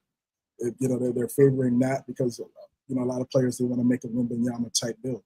So with his ability to put the ball on the floor, him, Jokic, Chet, you're starting to see these 7-footers walking up the court with the basketball. If you want to make a simulation game based on what we're seeing in basketball, You got to be a little bit more lenient when it comes to requirements and animations. Letting some of the centers get, you don't want to have a center out here where, Kyrie handles. That's insane. But if you're using pro play, put Wembanyama's handles in there. Put some throwback guys, put some throwbacks like Lamar Odom. Lamar Odom had a nice handle at 6'10", 6'11". I want to see more motion styles, more passing styles. They should have a Jason Kidd, Steve Nash passing style. How do you not have a Jason Kidd passing style on 2K? Doesn't make any sense. Kevin Love, you should be able to use Kevin Love with the outlet passes.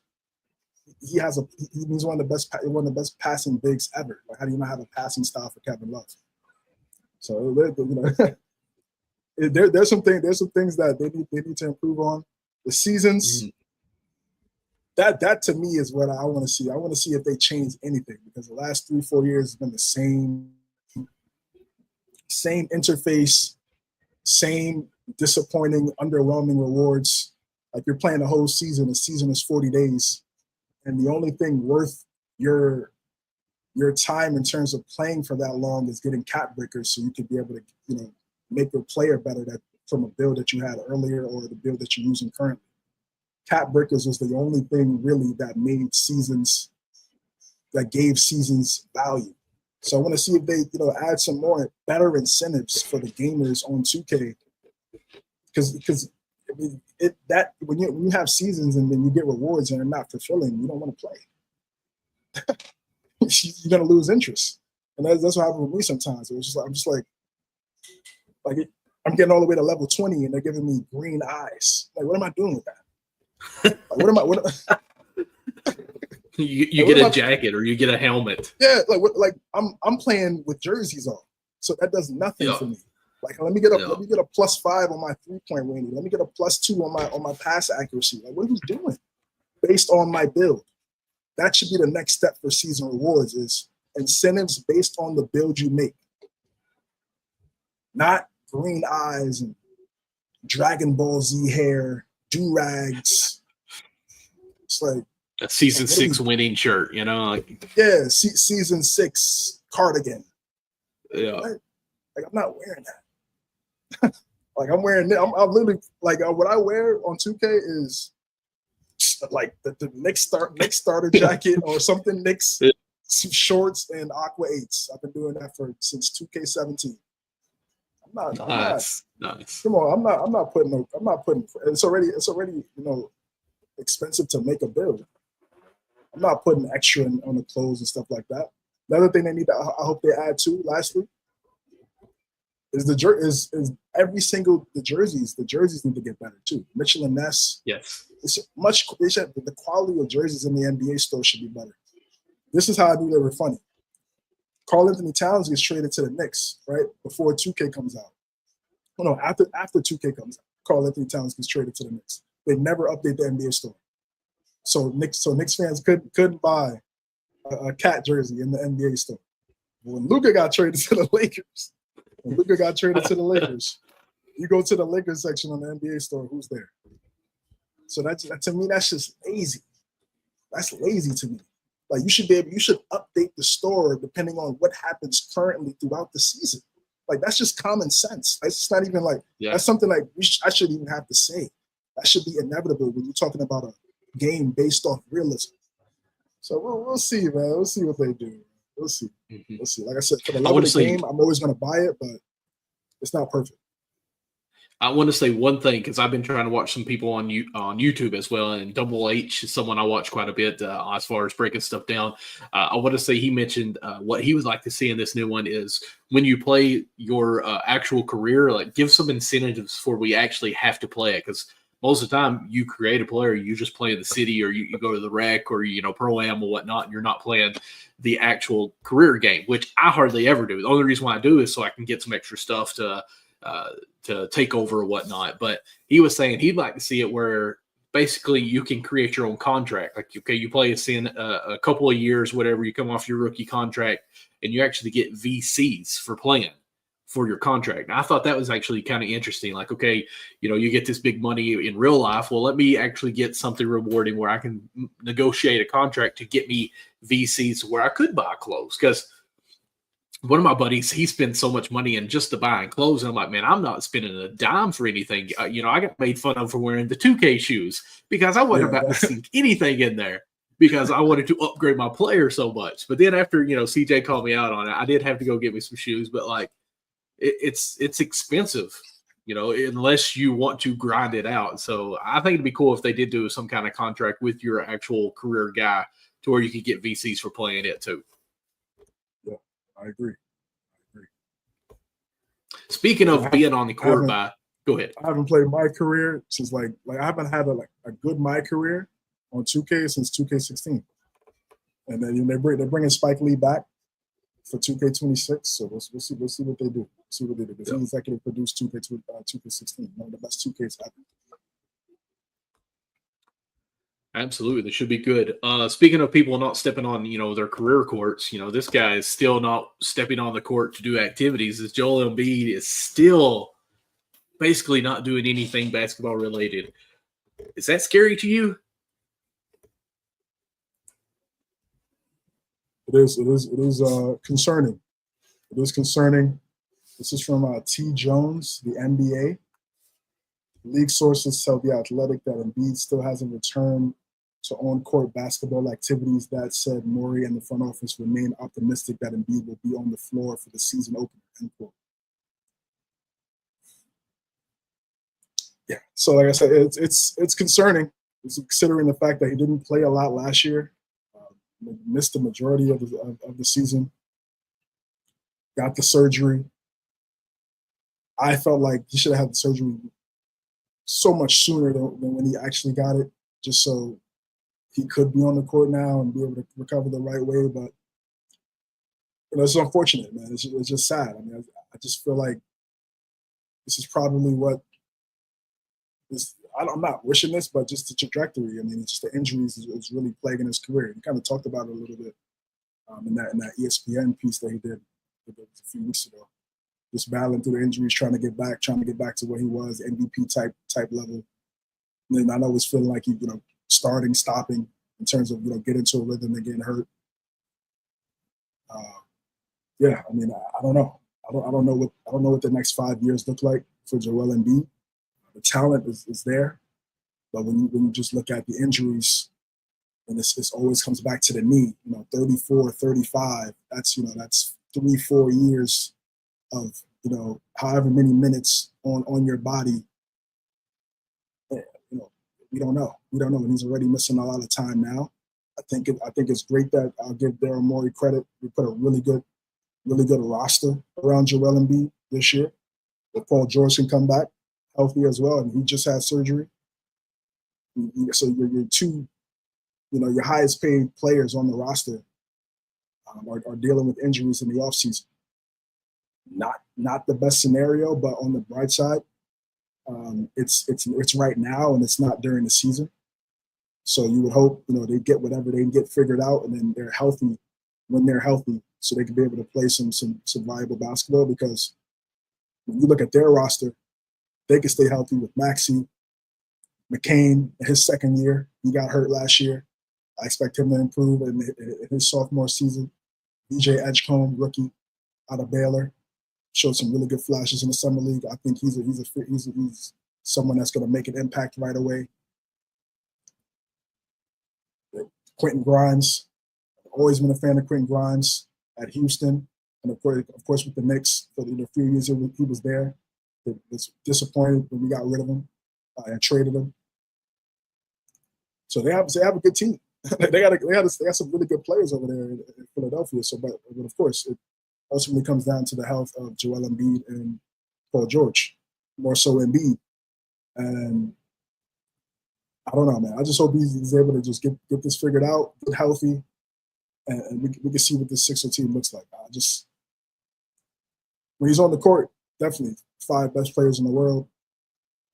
I want to see him have long playoff runs. He still hasn't been to the Eastern Conference Finals.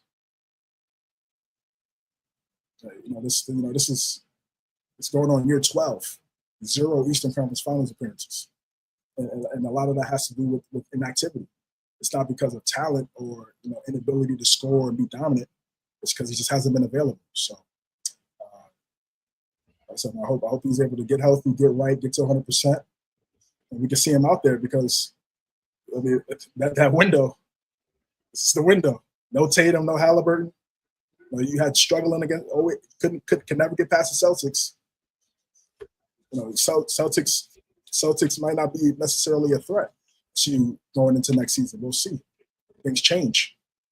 But ultimately, the only thing that comes down to is him being 100%. For Sixer fans, the organization, obviously for himself, if he can get back to, I would say same as I said with Kawhi. If he plays 60, 65 games, that's a win. If he could get 60 to 65 games, that's a win for the Sixers. What's crazy is at the end of his career, we may have a 30 for 30 of what never actually panned out. Because the Philadelphia 76ers, man, if they could have any type of luck, it's been bad luck for sure in this. Because, the process for a decade, it seems like, missed on so many people.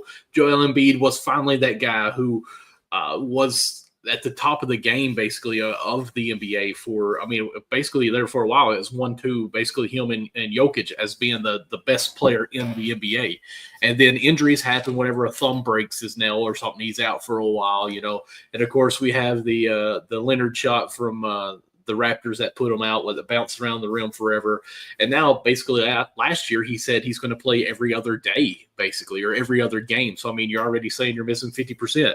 So now this surgery happens. He's still not even out there. It's just anything that could go wrong has went wrong for the 76ers. And that's going to be a good 30 for 30 because I'm never going to bet that the 76ers are going to do anything.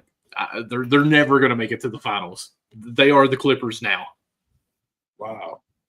Okay. Yeah, there will definitely be a 30 for 30 on the trusted process for sure.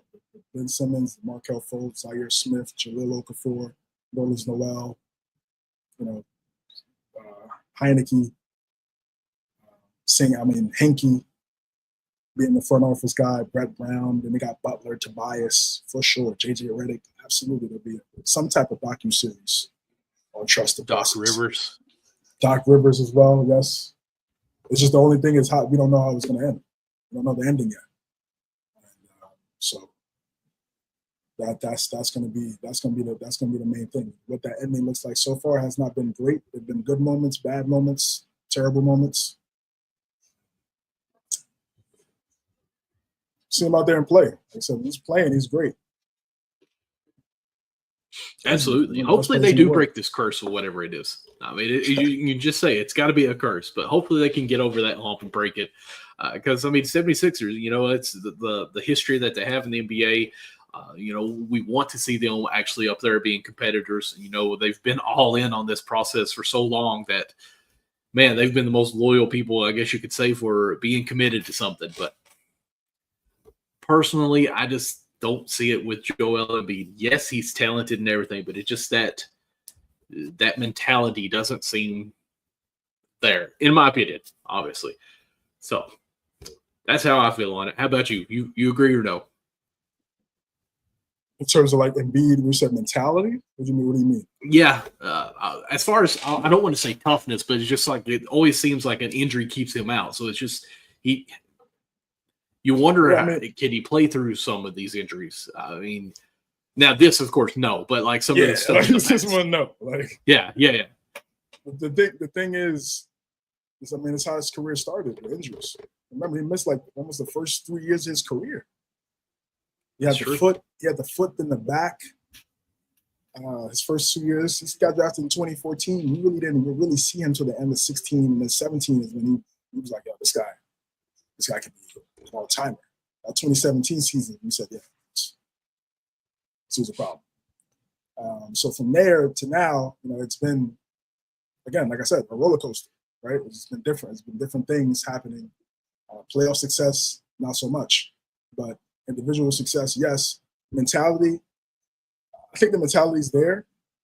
I just feel like it's just not available. Like Jokic is available. Say what you want about his build and all of that type of stuff. Whatever he looks like, he plays.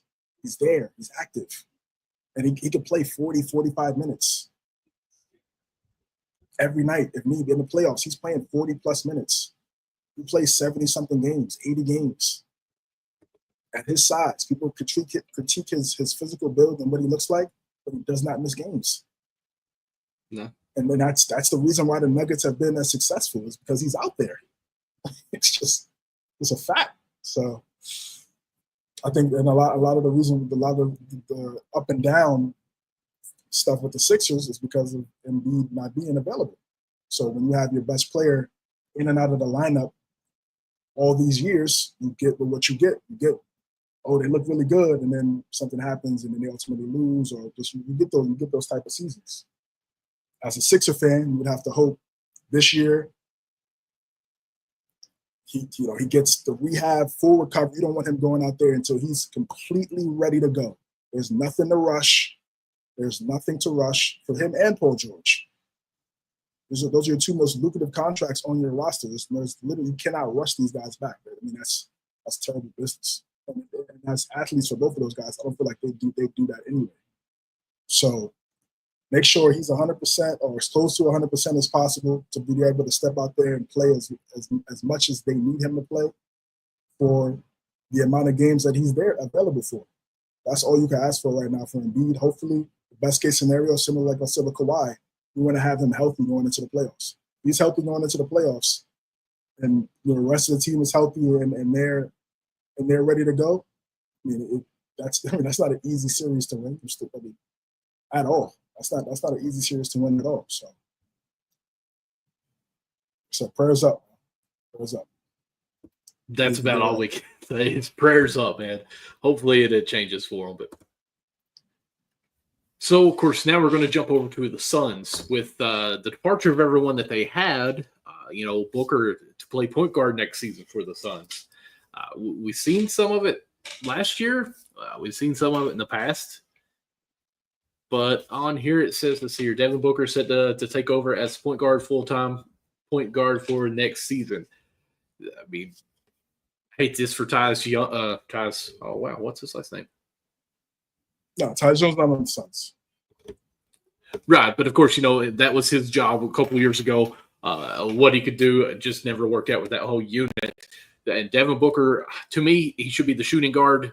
Just get over to the isolation, let him do his thing. But I understand, hey, like what we talked about, ball players want the ball, so make you a point guard so you have it on 2K. So here we go. So what's your thoughts on this? Yeah, for me is, and just by nature, and again, as right as you said right there at the end, he's the best player on the team. He's at the guard spot, so he's going to have the basketball more than anyone. Still would like to see Jalen Green as well, because he needs to improve as a young player and improve his game all around. He's not a finished product at all. So he needs to improve parts of his game, especially playmaking. I mean, that would just open up the scoring for him once he's able to unlock that part of his game. So that trade-off, that backcourt, not only does it need to be a great scoring duo, it needs to be a great playmaking duo as well. Because you have some players on that team, Dylan Brooks, Ryan Dunn, that need the basketball in the right spots. They're not necessarily the best shot creators like the backcourt. So that the basketball needs to be put in the right spots for those guys. Mark Williams and everyone else that they have on the team. So this just makes sense to have your best player be the primary ball handler. I think Booker is an underrated playmaker. I think he could definitely get his guys involved. And to me, it's why is he not in these MVP talks? He's just as talented as these guys, right? So I think him playing point guard could put him, and he does it well, which I think he will succeed at. It adds another layer to his game, and it brings more. And if his playmaking ability can result to wins for the Phoenix Suns after what we saw last year, yeah, for sure, he's going to be in MVP talks, no question. Booker plays point guard, helps the Suns win games. Defeating teams in the West that you would probably favor the opposing team just when you look at talent roster for roster. And he's out there diming it up, getting 30 and 10. He could get 30 and 10. He can't average 30 and 8, 9 and 9. He could definitely average 39 and 9 in today's NBA. What? So, I mean, this notion that just because he's a scorer first, he can't go out there and average 7-8 assists. I disagree with it. And I think it's just going to make him a better player. His teammates will love him for it. On top of what the open shots that he gives them just from a scoring standpoint of him joining a double team. Now he's putting the basketball in the right spot. You need to get Jalen Green confident as much as possible because he can't go 3 for 12 in the playoffs or in these close games. These games are going to matter in the regular season. It's like the playoffs in the Western Conference in the regular season. So you need guys that can step up in the fourth quarter, that can knock down shots, be aggressive. We know we're sending help to one. So what is Jalen Green going to do? So he needs to get into a rhythm early in the game. So I'm looking for Booker to get him in the right spots, coming off curls, coming off pin downs, backdoor lobs, using his athleticism, defense turning into offense. He could definitely play point guard.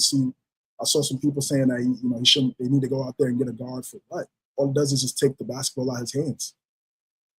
So he could do the things that you have somebody else to do. It's just one hit within himself. He has to accept that role and be like, okay, I'm gonna get these guys involved first, and then when they need me to score and get to my spots, I could do that because obviously he can. He could definitely average 38, 5 rebounds. He can't average 38 and 5. Come on, he definitely can. Or 28, 27, easy. And especially after watching what SGA did, we can't say that Booker can't mimic what SGA did last season as far as ball dominant, creating what he wants. Now, some slashes, yes, obviously, I think there are difference with that. But, as far as being ball dominant in the hand, creating, getting his shots whenever he wants to, but also getting the rest of the players involved as well. I don't know why most teams wouldn't be mimicking that anyway. So the best player on the team needs the ball in his hand most of anyone. So in this case, Booker needs to run point for that alone. So, yeah, I agree with you. You got some of these players that are going to be knocked down for him who needs to be the setup guy shot. And that's probably going to be, in my opinion, probably one of the more harder things to find because, like you said, Jalen on the other side, downwind going to the attack mode, kick out, whatever. Of course, you got Booker getting that free throw pull up that he does once help comes from the front court there, dish down to whoever your big is, Nick Richards, whoever you got, and it should be an easy 2 there. So if he's thinking more pass with his creativity that he has already with his shooting threats, if they're winning those games, he should be in the MVP conversation for the fact that you're winning these games after losing Bill and Kevin Durant, and you're still able to do this. I think that's going to be what really pushes that ahead of saying, wow, maybe it was the other guys where the problems and Booker wasn't getting his. So, yeah, I definitely think it could be a great year for him. Has to be.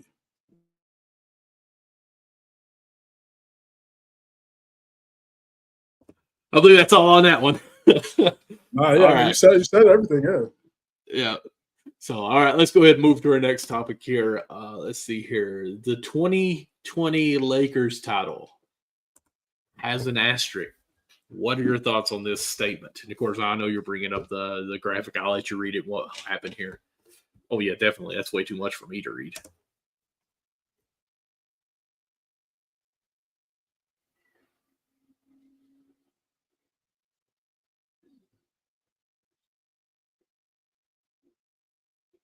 Are you with me?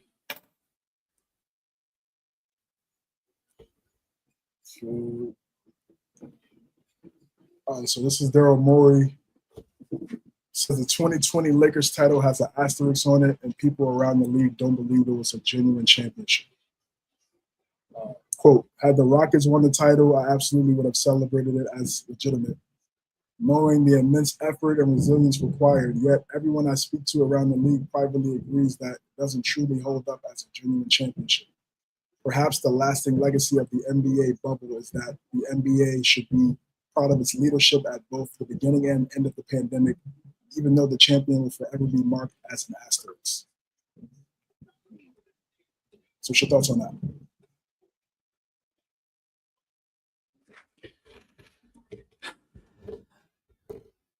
I'm going to say I get what he's saying. I understand it because it wasn't a full season. a lot of those things go into consideration what happens for whoever wins it at the end of the 82 games, injuries, fatigue, whatever goes in.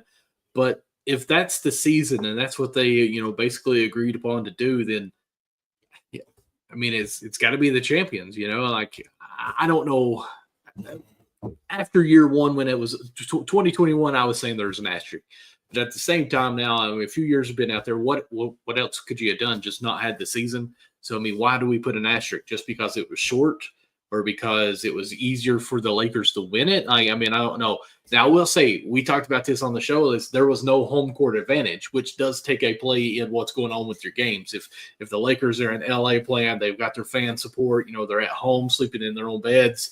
It's a different feel, but nobody had a disadvantage or advantage because it was all played under the same roof, basically. So, if anything, I think really that should help the fact that the team that won it had no advantages of winning it other than that they didn't play as many games.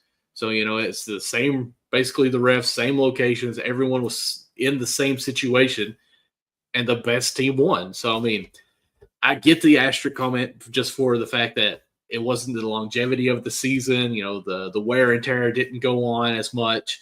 But at the same time, like all the other factors wasn't able to affect the outcome as well. So, I mean, I'm not putting an asterisk by it anymore. I mean, they earned it. So that's just me.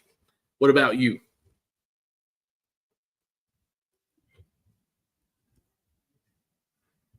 Oh, he gone. So I guess he'll probably be joining right back here in just a second, guys. CJ looked like he was having a little bit of trouble, but I mean, if you guys are still listening with us, we got 50 live with us right now. Man, leave us a comment what you all think about it. But what they had to go through with their training, as far as the work on their bodies, all in the same location, foreign, where they couldn't even have any interaction with their family as far as face to face. They basically were on a island, if you will. Of course, they were at I think, what was it? Orlando and the Dolly, whatever. I can't think where they're at. Orlando Studios, I think. But basically all isolated, have their meals prepped there. They had to eat whatever was there. Could only go to what was there. They couldn't get, visitors from their families coming in. They couldn't have any of that friend connections. It was basically the way I think of it, man. Back in high school, you would go off to a college during the summer and have summer games, basically a camp, whatnot. So it's like the best player in here survives. So I kind of felt like that's what really happened with the 2020 season there. So I don't know why we would put the asterisk on it. That's just my thought on it. Hopefully CJ gets back in here with us in just a second. See here, fireworks. Okay, CJ saying he's having some difficulties, so hopefully we can get him back in here in just a second. If not, we may have to go ahead and wrap up the show. We are almost at the two-hour mark, and he's got the graphics, so I'm not really for sure what I can bring up for the next topic. But that's just my thoughts. Asterisks, if you want to, and really, I think it's just to hinder the legacy of LeBron James is why the asterisk is there. Hey, welcome back. Whew, I was rambling, didn't know what to do here, but I think most people want to put the asterisk on this title is because it's LeBron James winning it. And, sometimes people worry about that ring competitiveness getting closer to Michael Jordan. That's a great. So I think that's why a lot of people want to put the asterisk on there. I'm glad you're back. Yeah, sorry about that, guys. But 2020, I don't put an asterisk on it because everyone asked for the season to continue. Everybody wanted to finish the season. So that was the way for everyone to finish the season. The teams that were in the bubble, were they complaining about their team being in the bubble? Them still being able to make money and get eyes on the product during the pandemic? Were you complaining then? Was there an asterisk when the checks were clearing? When everyone was watching, the NBA during that time, everyone was at home and you're getting the most views and ratings ever because everyone's in the crib because of lockdown? Wasn't an asterisk on that? No. So why are you gonna put that on the team that won the championship? There wasn't, like you said, there wasn't a home court advantage for either team. So it was an even playing field. Whoever went out there and got it done. Clippers blew a 3-1 lead in the bubble. Does that have an asterisk? Do we not So we don't consider Jimmy Butler's run to the finals. We don't consider that anymore. So we just talk about the one against the Nuggets because fans were there. So is it really playoff Jimmy? Is it playoff Jimmy? Is it really playoff Jimmy? Right? Because if you want to if you want to go out the champion, you got to talk about everything else that happened during the time there. Bubble Booker, right? That's when they went 8-0 in bubble play. That helped propel what we saw from the Suns later on going to the finals. That gave them the confidence. Monty Williams hitting the game winner against the Clippers. I'm not in that camp. I mean, it's lazy. It's a lazy narrative to say. They had to go out there and play, execute, make it happen. And that's what they did. So it's like you said, it's because it was LeBron. Because it was LeBron. It's it's LeBron, it's the Lakers. If it was any other team, no one would be having this discussion. Yeah. In WrestleMania 36, Drew McIntyre wins the belt over Brock Lesnar. Is there an asterisk on that? Exactly. There's not. Come on, guys. Why are we using this? It's just because it's LeBron. Yeah. I mean, in the Lakers. Good point, wasn't it? In the Lakers. Bringing in wrestling there. Yeah, I was good. I was there. That was nice. I was trying to see where he was going to take it, but although I will say about wrestling, they're kind of breaking my heart hearing that you're going to have to basically be paying quite a bit to be watching it moving forward. But hopefully they fix that. It's just where we're going now with not even just the WWE, just all these leagues, all streaming networks. Yeah, it's just streaming is a new cable. Yeah, it's the new sauce. So when cable was the phenomenon, everyone had cable. Now everyone has a streaming app. It's cyclical like that. It's just how it works. Tough day for us poor people. yeah, for sure. Struggling out here, I think in due time, one of these billionaires will buy out two of these networks and just make one app. One of these days, I don't know if it'll be soon. Hopefully, it's still a lot of money out there, but I think soon we'll see these networks, conglomerates. They'll partner together, create one app, and maybe potentially they'll bring the price down or bring it up. These guys money under Let's hope not that one. All right, let's go to NBA.com. Put out their top 10 players in the East. Now, of course, I know Jalen Brunson's not going to be where he needs to be without even seeing this list. Am I right? I think he's right where he needs to be. So this is number NBA, 2. Okay. This is NBA.com's top 10 players in the East going into next season. Number 1, you have Giannis Antetokounmpo. 2, Jalen Brunson. 3, Donovan Mitchell. 4, Paolo Banchero. 5, Cade Cunningham. 6, Joel Embiid. 7, Evan Mobley. 8, Jaylen Brown. 9, Karl-Anthony Towns. 10, Trae Young. Thoughts?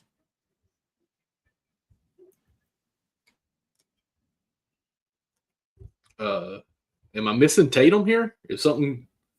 Well, Tatum and Halliburton, I mean, they're not healthy going into next year. So true. Okay. I mean, not looking too much into it. It does look good. I don't know how much I'd have Joel Embiid on this list as far as top 6 because we already talked about the injury with him as well. So I would probably move him definitely down the list just for the fact we don't know if he's even going to play this year because he's not even doing anything on the courts. Obviously, he's going to play sometime this year. But see here, trying to think who possibly could we be leaving out. I would take almost probably Embiid off this list, off the top 10, just for the fact we don't know what we're getting with him. So who are you gonna put in for Embiid? let's hear in this. The East. In the East, let's see here. Tyler Hero. Well, you knew that was coming. Let's see here. I got to pull up.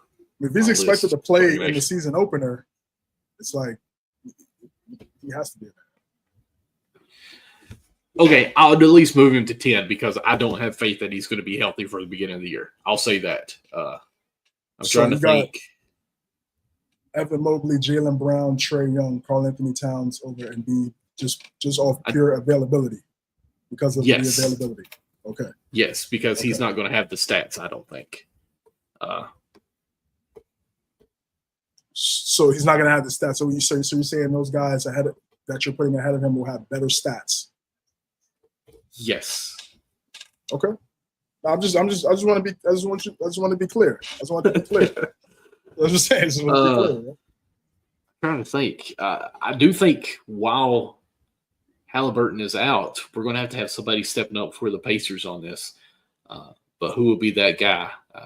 Pascal maybe on this list? I think Pascal's top 10 player in the East. If the Pacers going to be in the top 6, but no. I think this list's pretty good. I'm trying to think of some random person, and I'm not seeing it. Yeah, it's a right list. I mean, NBA.com, they do an okay job sometimes in terms of their rankings. This looks Paolo and Cade could be interchangeable. Like I said, Embiid, obviously Embiid is top 3 in the East. Healthy. If completely healthy, yes, of course. And I'm with you on that. If he's going into the season healthy, I would have him 3. I would have him in the top 3. Donovan Mitchell 4.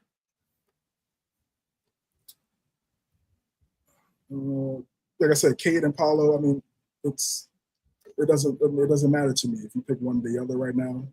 Young up and coming players in the Eastern Conference, they're going to be successful. Evan Mobley, yeah, I mean, defensive player of the year. So for sure. Again, we can take that next step offensively. No question. Then the Cavs can have potentially 2 top 5 players in the East. Yeah. Already got 2 top 7, right? They got 2 top 7 players in the East. And it speaks for itself based on what we saw in regular season, postseason. It was what it was. But Mobley being there is fine. Jaylen Brown, Evan Mobley. I mean, Jaylen Brown, Finals MVP. I'm putting Jaylen Brown over Evan Mobley right now. I'll put Karl-Anthony Towns. Karl-Anthony Towns over Evan Mobley as well, for sure. Yeah, Mobley is probably towards 9 or 10. Trae Young, I would put Trae Young over Evan Mobley as well, because Trae Young is leading a team. Donovan Mitchell is the leader of the Cavs. Everyone else on the list is the leader of their team. So, I would have, even though Evan Mobley, yes, is talented, you could have him in the top 10, but I would have him lower than the other guys. Karl-Anthony Towns, Paolo and Cade, that's based off of upside, but Cat is more talented than them. He's better than them right now. So I see what they're trying to do. Like, they're trying to predict. Listen, they're carrying Jalen Brunson. This is what I just said. Brunson's carrying the Knicks, not Cat, so he's going to bring them down. Mm-hmm. I'm cool with that. Yeah, I would just change the names up a little bit. I would just change the list up a little bit. But in terms of the names there, I don't see any snub. I don't see anybody being snubbed or anything like that. Looks pretty solid.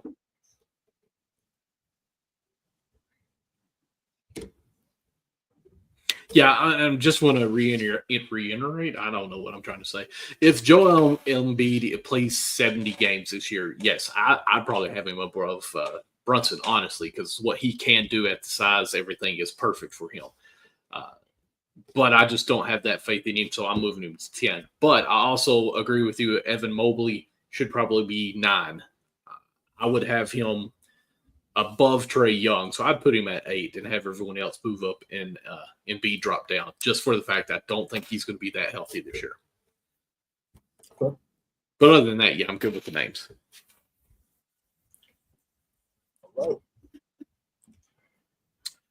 All right. This one, when I read the headline of it, kind of hurt my heart here. But I don't know who they're going to have in this list. But Bleacher Report creates an NBA Top 100 all-time list and leaves Kobe Bryant out of the top 10. That's tough.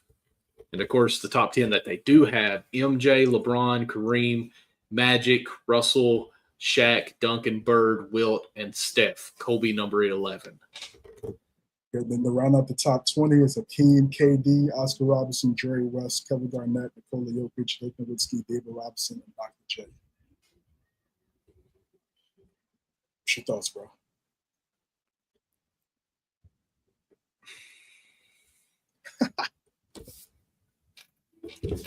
I mean, shouldn't Kobe be top 3? I mean, I get Kareem and what all he did. I get that, but like, it's Kobe, you know? A lot of people, and I think Wilt was truly athletic. What we've seen on what we can tell is real, but 100 points in the game, if it was legit, whatnot, like, yes, he deserves to be top 10 for what he did compared to his competition for sure. Shaq, one of the most dominant players for just being present on the court. Yes, get it. Tim Duncan, Mr. Fundamental, so many rings that he had year in, year out. I get it. Magic, of course. Steph, for what he's done, yes, I'm fine with him being top 10, but who falls out of the top 10 to make Kobe up there? That's where, I mean, I don't want to be disrespectful, but maybe I would take Russell out. That's tough to say, but what's your thoughts? Yeah, I know it probably looks like I'm a Celtic hater. I'm not, I promise. But Russell and Wilt, yeah, for me, one of those guys would have to go. I mean, Kobe Bryant, one of the best players ever. Yes. Ever, period. He's in my top 3. Along with MJ and LeBron. MJ is number 1. For me, Michael Jordan, to me, is the greatest basketball player ever. And then LeBron and Kobe, I'm always switching between both. It's close. Kareem, I got Kareem 4. I don't see what makes Magic, 7 spots, 8 spots better than Kobe. Because if you say Kobe is the greatest Laker of all time, then why is Magic ahead of him? Yep. So who's the greatest Laker of all time? Some people say Magic. Some people still say Magic. And you can't debate that, right? But to me, I don't think it. Actually, I don't think it's. I think Kobe's the greatest Laker ever, and I think he's a better player all time than Magic Johnson. That's just my opinion. Shaq, Duncan, Bird, Steph. Steph is in my top 10. We talked about this before. It'd have to be, I know Wilt put up the crazy numbers. It'd have to be either between Russell or Wilt for me. Kobe for sure. Bleacher Report, they're funny too, because when they drop their all-time, they drop their best players all time for each team, and they got Kobe as the greatest Laker of all time. They got Magic. So a lot of this stuff is for reaction, but we creating content off it. So thank you, I guess. But I still disagree. And it's also, and what it's done is it's the thing I don't like is it's created a lot of weird discourse on X, on social media. I feel like people were trying to discredit Kobe.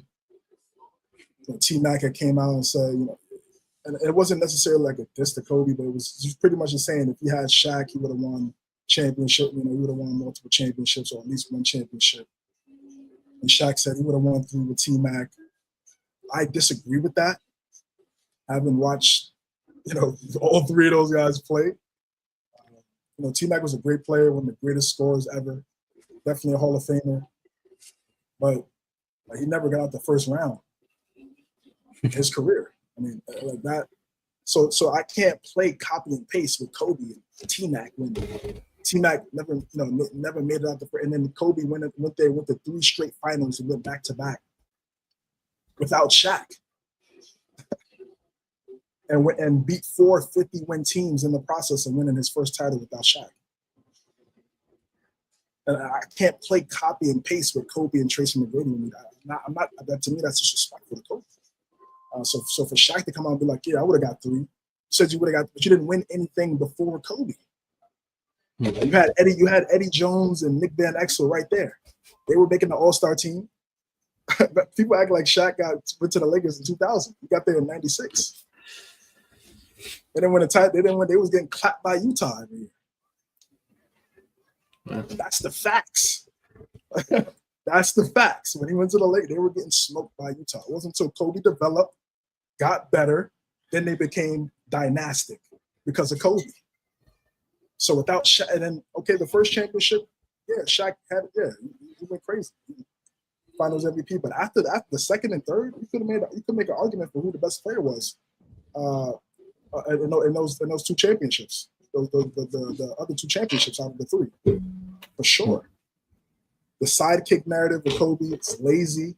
It's lazy.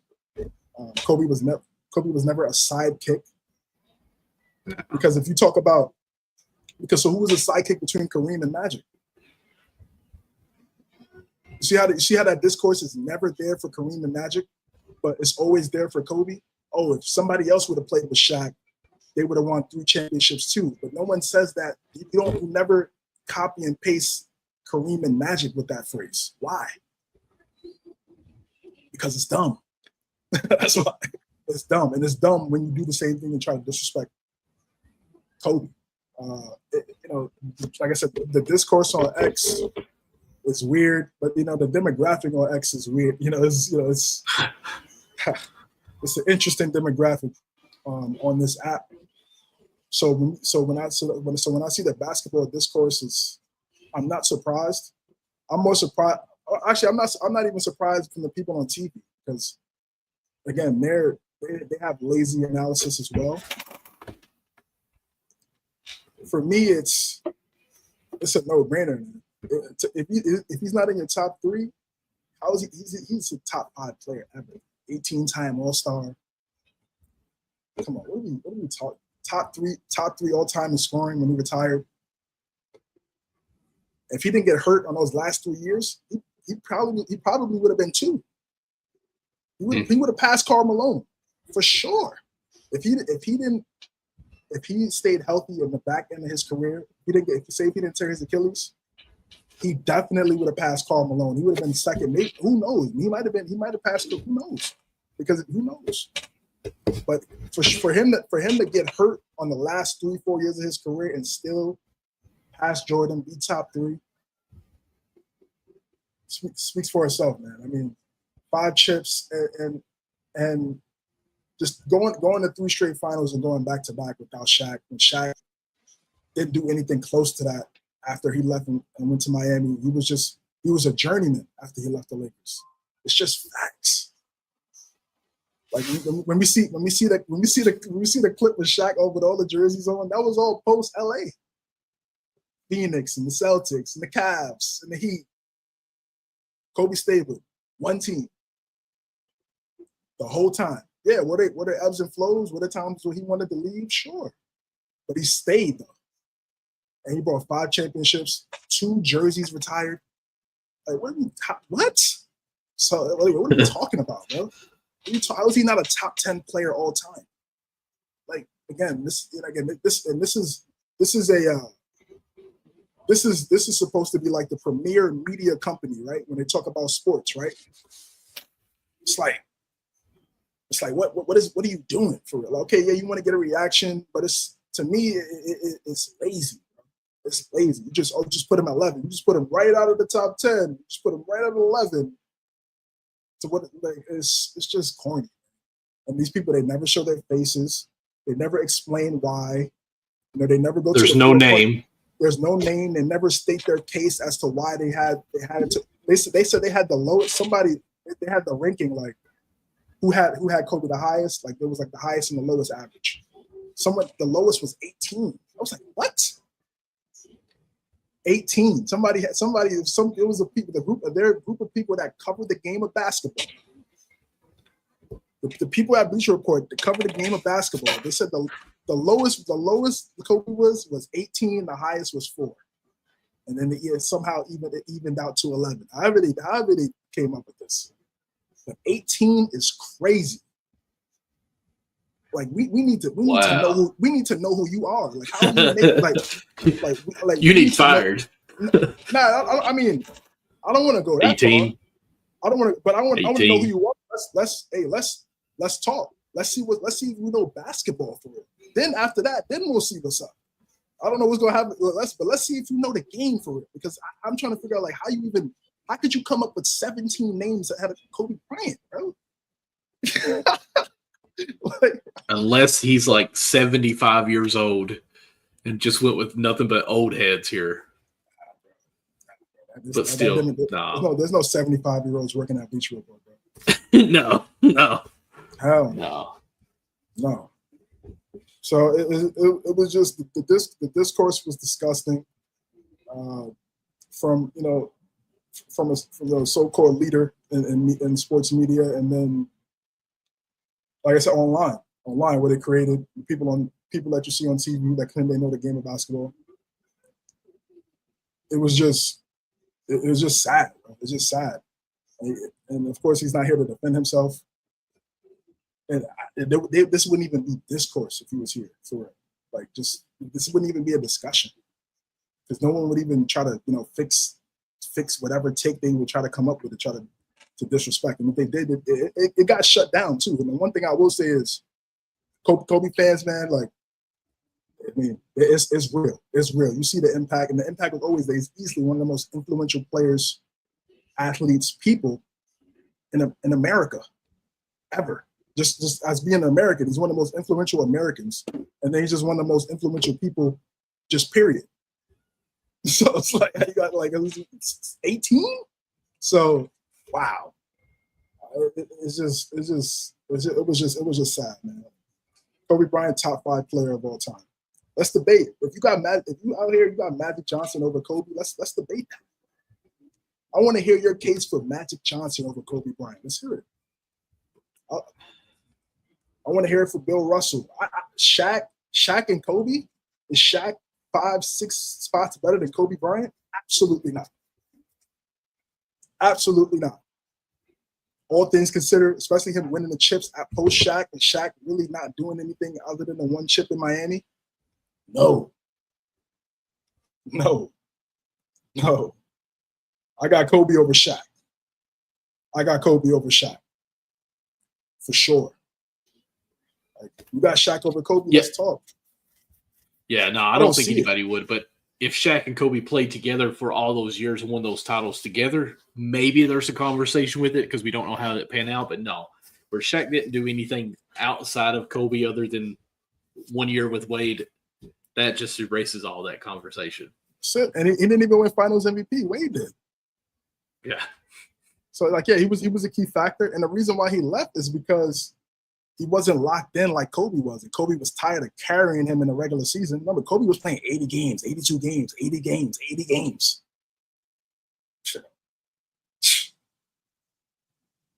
This is crazy. These people that cover the games. It's wild. It's wild. Clickbait is all you can say. Yeah, I don't know if it's click.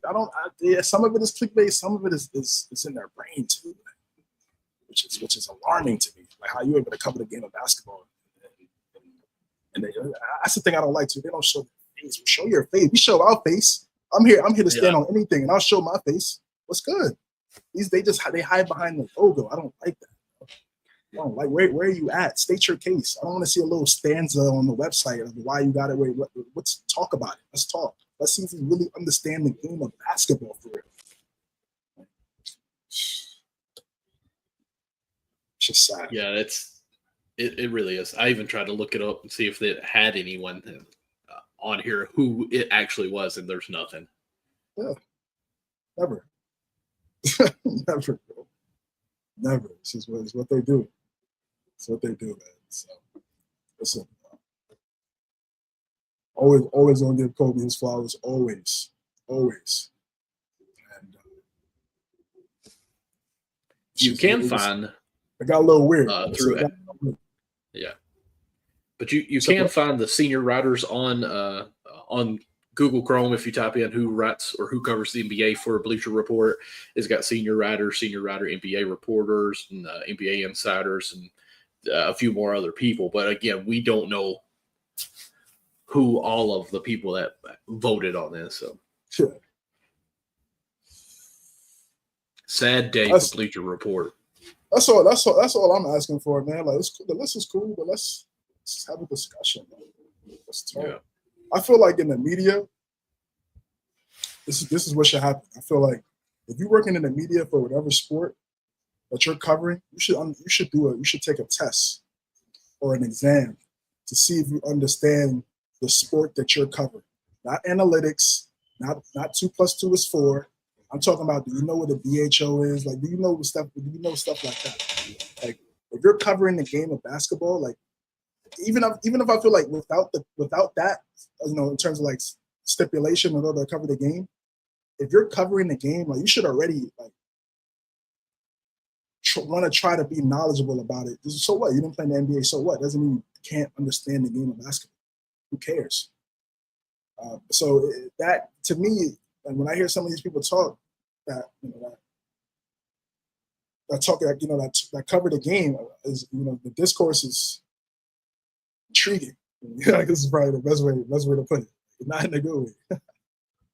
It's interesting. Yeah, man, it is what it is. It is what it is, man. Looking at the rest of this list, KD at 13, Hakeem. So KD wins a championship in Houston. Top 10. Top 10. KD won a championship, Finals MVP in Houston. He's a top 10 all-time player.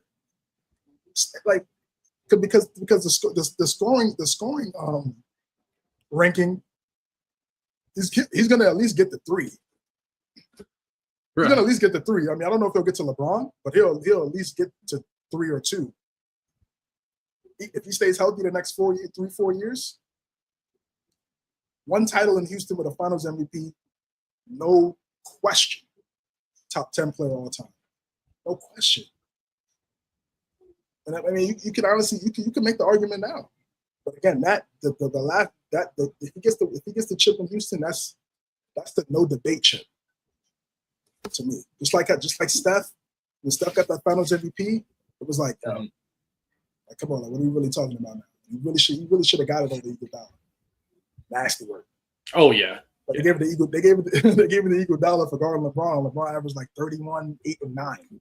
It's like, yeah, okay, bro. Like, Steve Kerr made the adjustment and put him in the lineup. It did change things, but they still didn't have Kyrie. And we know the story. Curry should have had 2 Finals MVPs. I was sitting there thinking, well, KD's only got 1 championship if he wins it in Houston, but I was like, oh wait, he's got 1 with the Warriors as well. So yeah, I do agree with you. If he wins, there'll be 3 titles, 3 Finals MVPs. Yeah, 2 different teams. Yeah, definitely. Then you want an MVP? For sure, want an MVP in OKC? Led OKC to a Finals appearance. What? Yes, I agree with you. You are right. Top 10 Jokic is out if he wins. Jokic wins another championship.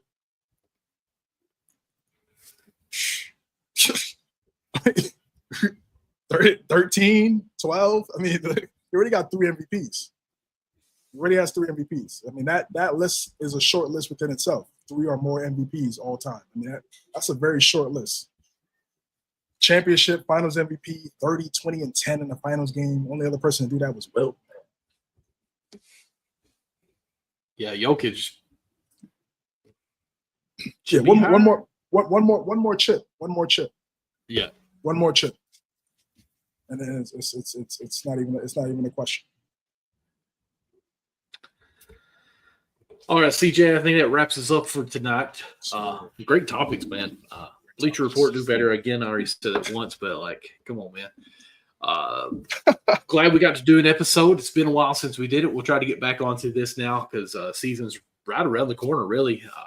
Probably no time. Of course, we've got college football about to start in 22 days, I think. And, of course, the NFL is starting to get in full swing as well. So we'll try to get back with you next week, guys. I'm sure we will. CJ, before we get off here, where can everyone find you at? Find me at cjames9_ here on X, cj.james9 on IG, CJ versus the World on YouTube. Thank you guys. Appreciate you guys for tuning in. Glad to be back. And we'll keep this thing going, man. Going to another new basketball season. It's going to be special. Of course, go subscribe to our channel at youtube.com/@MNC Hoops and turn on that notification bell for when we do go live, that you will be notified to get in our comments with us as well. Of course, you can follow me, MDLawson00, on all social media platforms. Cats Chat's my college podcast to do with my brother on Wednesday nights at 9 p.m. Having some fun with that, of course, with everything going on with Kentucky basketball and football as well. But, guys, until next time, thank you all for joining. Thank you all for the 54 people that are alive with us right now. We do appreciate you guys and gals, of course, and we will see you all next time. See you guys soon, man. Take care.